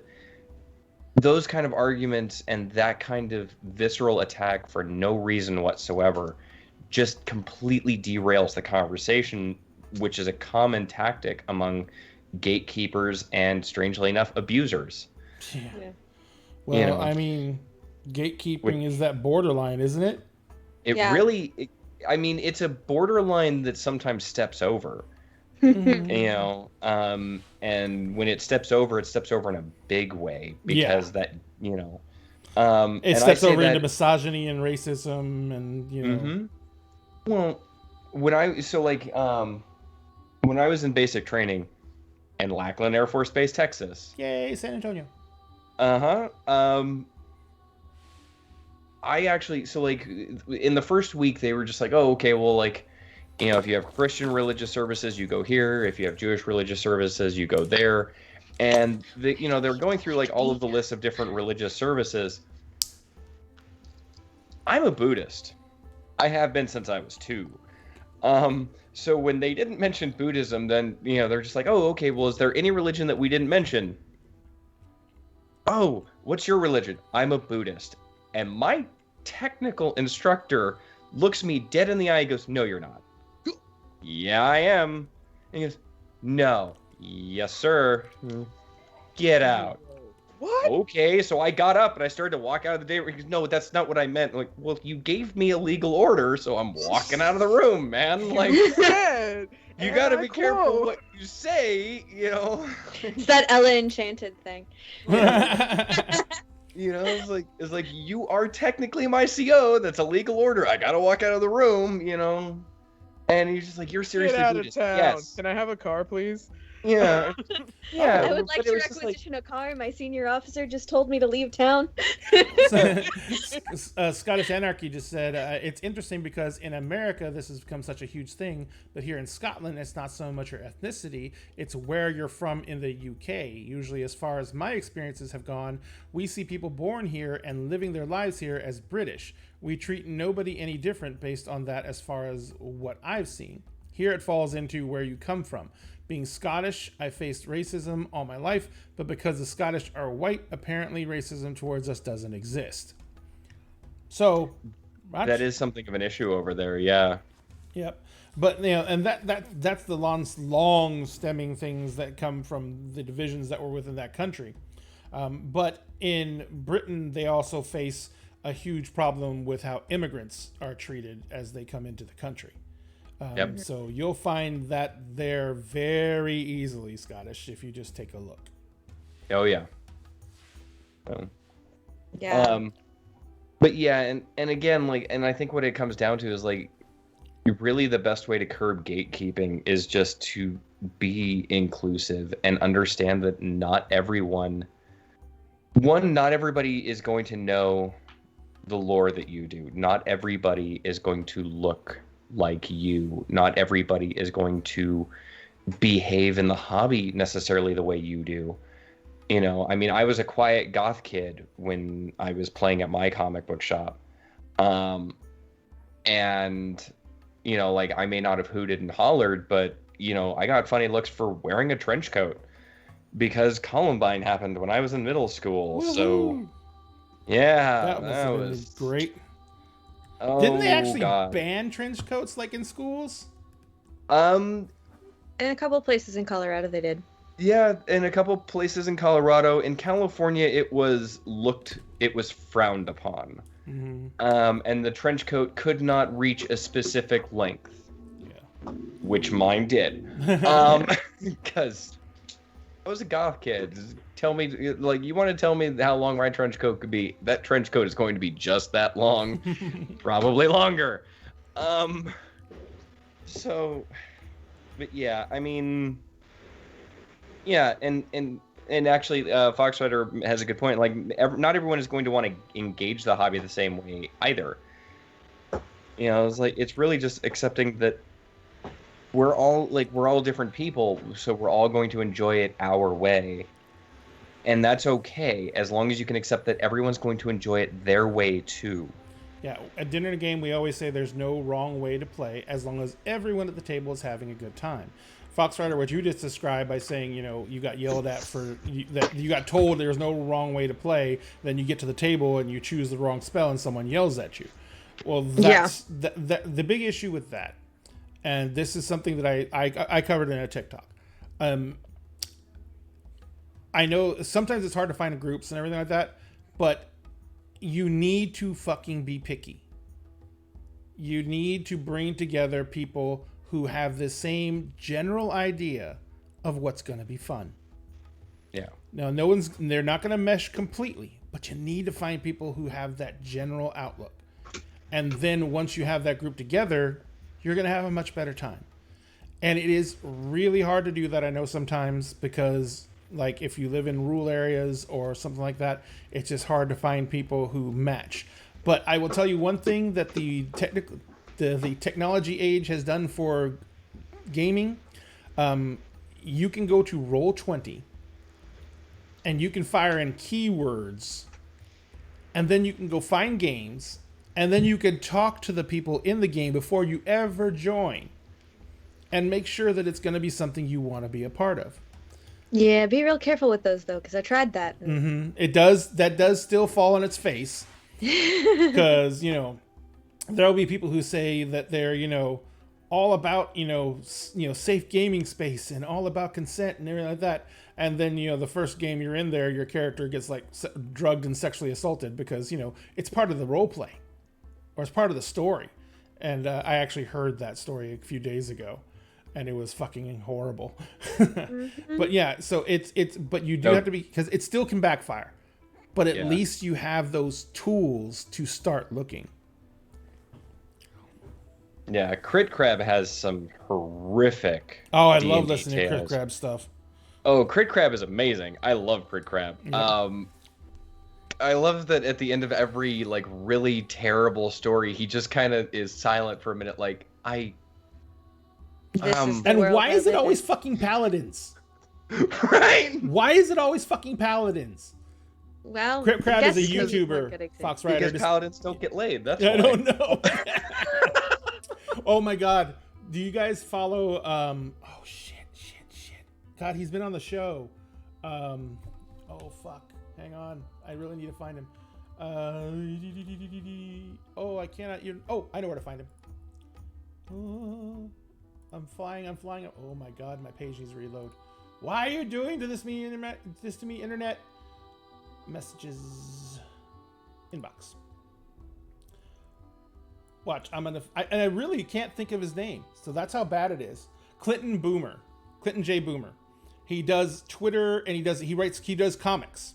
Okay, and he's published a comic book. I have it around here somewhere. He's been on the show, and Clinton put out this. He writes comics about a group of D&D characters, and in one of the comics, he has they're usually either comics or they're text. He had a text one going, and he's like the paladin and the rogue kick down the door, and the vampire is leaning against the wall, and the vampire like leans against the wall seductively. He's like, "Oh, you found my secret lair. Now you're gonna have to just drive a stake deep into me." And the paladin says, "Unless you repent your ways, yes." And the rogue goes, "You're never getting laid." Oh my god! Oh my god! Dude, like. Oh my god! So there's that. Yeah. But Oh god. But yeah, I've noticed that trend myself. It's always the lawful good paladin. And I cannot remember for the life of me where I heard it from. There's a difference between lawful good and lawful stupid. oh yeah, Yeah. that's Don't be an adage stupid. from way back. Yeah. I mean, but chaotic stupid is really fun to have at a table. Oh, chaotic stupid Okay. is so. Okay, but chaotic stupid is not the same thing. No. Yeah, The Mighty know. Nine are chaotic stupid. Oh, I'm chaotic stupid. It's period. fine. Only fun things happen when the party is chaotic stupid. Trauma happens when lawful stupid happens. Well, see, Or- Okay. trauma and inter-party conflict happens when you have lawful stupid. TPKs happen when you have chaotic stupid. Yes. Yes. Wholeheartedly, I agree with that. Like, that's nail on the head. Well, we discussed this a lot, and I think we did cover the subject very well. And I think the thing we should really put into emphasis is gatekeeping is pretty obvious. Okay? Yeah. And if you see it, do something. Say something. Sorry, Scottish Anarchy. TPK stands for Total Party Kill. It's when everyone fucking dies. But yes, but if you see it, then say something. Stand up for the person who's being gatekept. If you think that the person doing the gatekeeping isn't aware, then try and make them aware. Try and do it gently if you can. But remember, they're hurting the hobby. Yeah. Because in the end, we've had a golden age for D&D. And it's unprecedented. We've never had anything like this before. But, eventually, it's going to die down to where we're just another game. Yeah. And It will run out of steam. yeah, and then and the games will still be around, but there won't be this whole massive amount of indie games and this and everything like that. D&D will stick around because it's now got Hasbro backing it, and Hasbro literally made it one of the 4 pillars of their company. So it is a huge thing now. But the biggest thing about it is it's going to be around. But everything else that this golden age has brought about is going to slowly dwindle. Yeah. Because the dollars are not going to be there to keep it going. But it is going to be a bigger world for us gamers because of this golden age. There's going to be a lot more people around because of this golden age. It's going to be easier to find a game because of this golden age. It will not be easier to find a DM because they fucking don't exist. Hi. No, I meant, if you hear the horror stories of people. Okay, one thing that's happened. Oh, I had that problem. Well, one thing that's happened out of this golden age is the fact that professional DMs have become a thing. Yeah. Trust me, I've run for corporations, and it's lucrative. It's pretty fucking lucrative. Wow. What? Wow. Oh yeah. I think we're in the wrong business Chris, you here, don't pay me MK. enough. Oh, you don't even want to know how much I make when I run corporate events. Oh God, that sounds terrifying. Well, actually, I'll give you a quick example contract. $10 an hour per player, minimum 4 hours, minimum 4 players. Plus, if it's anywhere that I have to travel to, they cover all my travel expenses, plus a $25 a day per diem for incidentals. So they pay for my hotel room, they pay for my flight, they pay for $25 a day for $1,600 just for the game. And Thank you for doing the math because I can't do it. Thank you. And I mainly run at least 2 days. Gimme. Duh. Bruh. I only get those gigs like once or twice a year. I mean, Yeah. they're corporate events. Dollars. Yeah. But I still, when I do in-person events, I mean, I still charge the same rates. I just don't do them like going out and if I have to go somewhere, I charge them like I have to drive somewhere, I charge them a $30 trip fee. But I do have certain things that I offer with that. Like I have a bunch of 3D printers, so I have a shit ton of 3D terrain. So I create elaborate sets for everything, and I have them all go into Hero Forge and design characters on my account, and then I print them out and I bring them to the game and I give them the minis. And I also give resin? Them, yeah. Resin? Ooh, nice. I have resin and I have I have a FDM and SLA. I have a photon. I have 2 Enders, an Ender 5 and an Ender 3, and a mini. So Chris is Nice. so happy right now. It's not even funny. I just had to bin 2 Ender 5s because they just died on me. And then I just bought an Ender 3 Max that's sitting on my desk right now, waiting for me to print something. my Ender 5 has been a dream right up until I stripped some bolts. And now I'm screwed because you cannot get parts for it. No, you can't. Yep. So I'm going to have to order another one because I stripped out 2 tiny screws. Mm-hmm. But then I'll have another one for parts. So, But that's not the point. Yep. The point Yeah, is, sorry. The point is when you see gatekeeping in your community, you're the first line of defense. Mm-hmm. And if someone calls you out for gatekeeping and you don't realize you're doing it, just take that step back. Take that moment to reassess your situation. That's why I'm saying when you call out someone for gatekeeping, try and do it as politely as you can, because a lot of times they won't know that they're doing it. Yeah. And you need to make sure, because you don't want to stigmatize the person when they may have been doing something just because they didn't know any better. Right. You know what I mean? And certainly, like, don't be one of the gatekeepers that defends the gatekeepers, because that happens too. Absolutely. And when you have a group of gatekeepers all doing it, it really makes the newcomers not want to play. Oh God, it creates a complete environment where, they feel like they have no representation and no one is on their side. So they end up like, just fucking bailing. Why would they stick around? It doesn't make any sense to stick around for that. So, it's a horrible situation to be in as a new person coming into the game. It's a horrible situation to be in as someone who's witnessing it, because you can see it happening and you can see the person being made uncomfortable and you can see them, trying to still, and you can see them fight for that few minutes trying to still engage. And then they just get tired and they leave. Mm-hmm. And that's it. So it's always something that we need to be aware of and we need to be vigilant for. Absolutely. And I'm really glad that everyone came out tonight. The chat has been amazing and great. Thank you, Chris, for joining us. I really appreciate it. Thank you, Michaela, for joining us. I really appreciate it.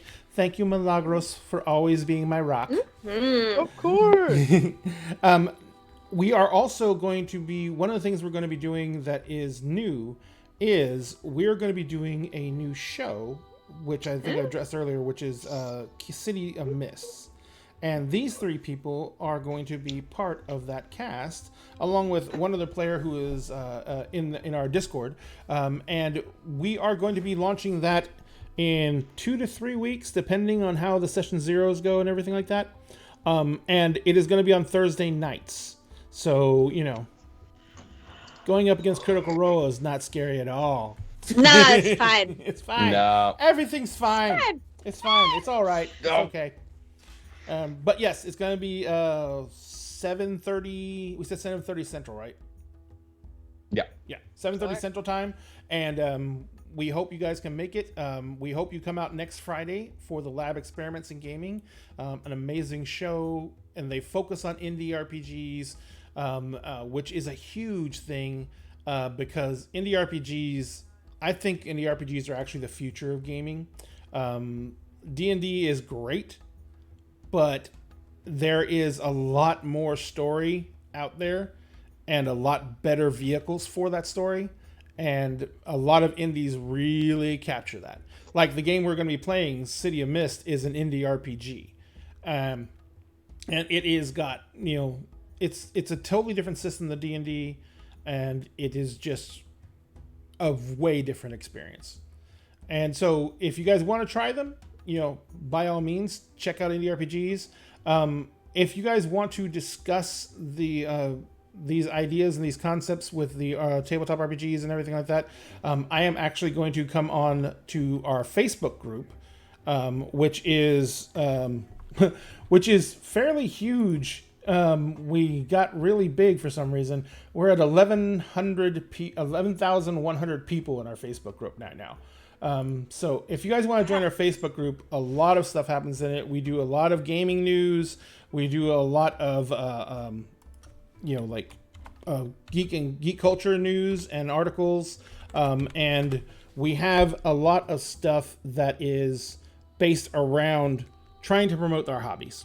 And I will be doing a live stream on that channel on Sunday, just to discuss things and chat things and go over. And it's going to be kind of an AMA as well, for Kingdoms of Mist, for RPGs, and for everything else that you want to see.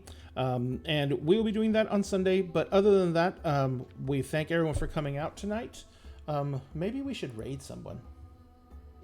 Yeah. Raid.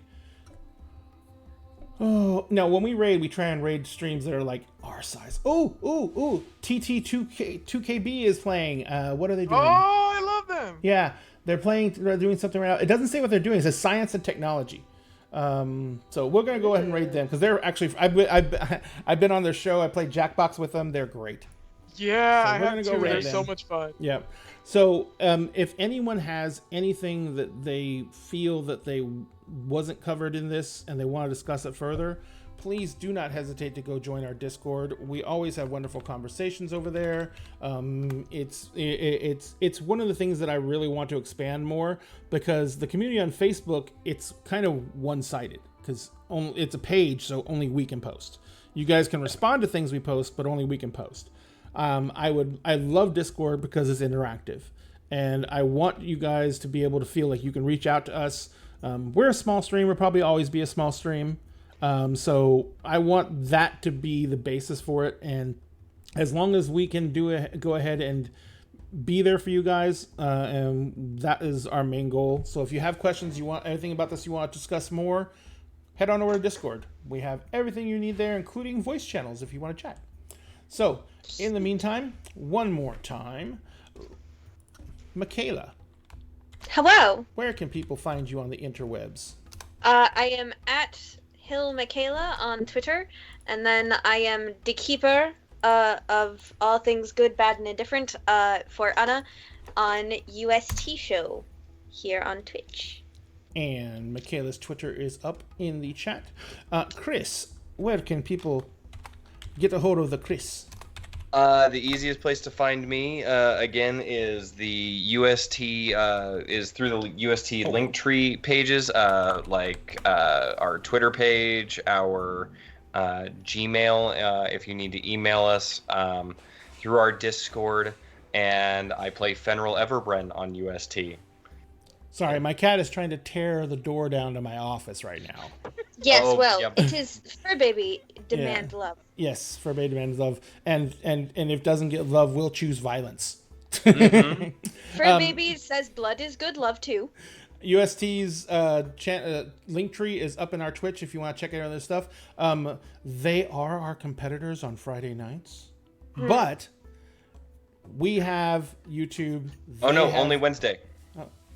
Oh no, you guys you record on Friday nights. That's right. We record on Fridays and then we stream Tuesday and Wednesday. So there are competitors on Wednesday nights, but Yes. we have YouTube. They have. I do believe you guys have a YouTube too, right? Mm-hmm. For your VOD? Yeah, but that's on Saturday mornings. No. Oh, do you post your shows back up on YouTube? Yeah, we post our archives on Saturday mornings. Oh, okay, gotcha. Yeah, we because Twitch says you have to give them at least 48 hours with exclusive rights to your content. It has to be 2 days later. Yep. Mm-hmm. So, but you know, if you guys ever want to check them out, you know, do so. They're amazing. Michaela is a GM who is hell bent on making sure that the story is as chaos gets. I've watched a couple of your shows, and I did love all of the interplay with the group, and I'm looking forward to seeing what you guys do when you come back. How long are you guys on break for? Right now, we're scheduled for about a month. Mm-hmm. We've got a couple slots to fill, so once we get those filled, we'll be making an announcement of our return date for sure. All right. So. Well, in the meantime, everything else. And Milagros, of course. Milagros. How could I forget you, Milagros? Milagros, where can people find you on the interwebs? You can find me on TikTok, Instagram, Twitter, and soon YouTube at Fountain Pen Femme. For my more chaotic TikTok, Fountain Pen Friend, it's just all one word. And I will be putting out way more content really soon, literally in like 4 days. Yep. As soon as these papers stop holding me back. And don't forget, we're going to be working on getting that show up for you. We do have to get some time to talk about that, Milagros. So yes. don't forget to remind me. I got today and tomorrow, and then I'm done. Gotcha. I'm so excited. All right. So, and of course, Dinner and a Game. We are your humble hosts. We love you all. We miss you when you're not here. We want to make sure that everyone understands that at Dinner and a Game, we always save you a seat at the table. The only time we'll ever make an exception to that rule is when you try and keep other people from our table. So let's get the hell out of here, guys. We are going to raid TT2KB. Woo! So everyone make weird noises while the stream says whether I can raid or not, because it still says I won't raid. La la la la la la la la. Oh, and make a lot of noise and tell TT2KB that you're coming from Dinner and a Game, and tell them that you love them, and give them a follow, because everything you do helps small streamers. Bye.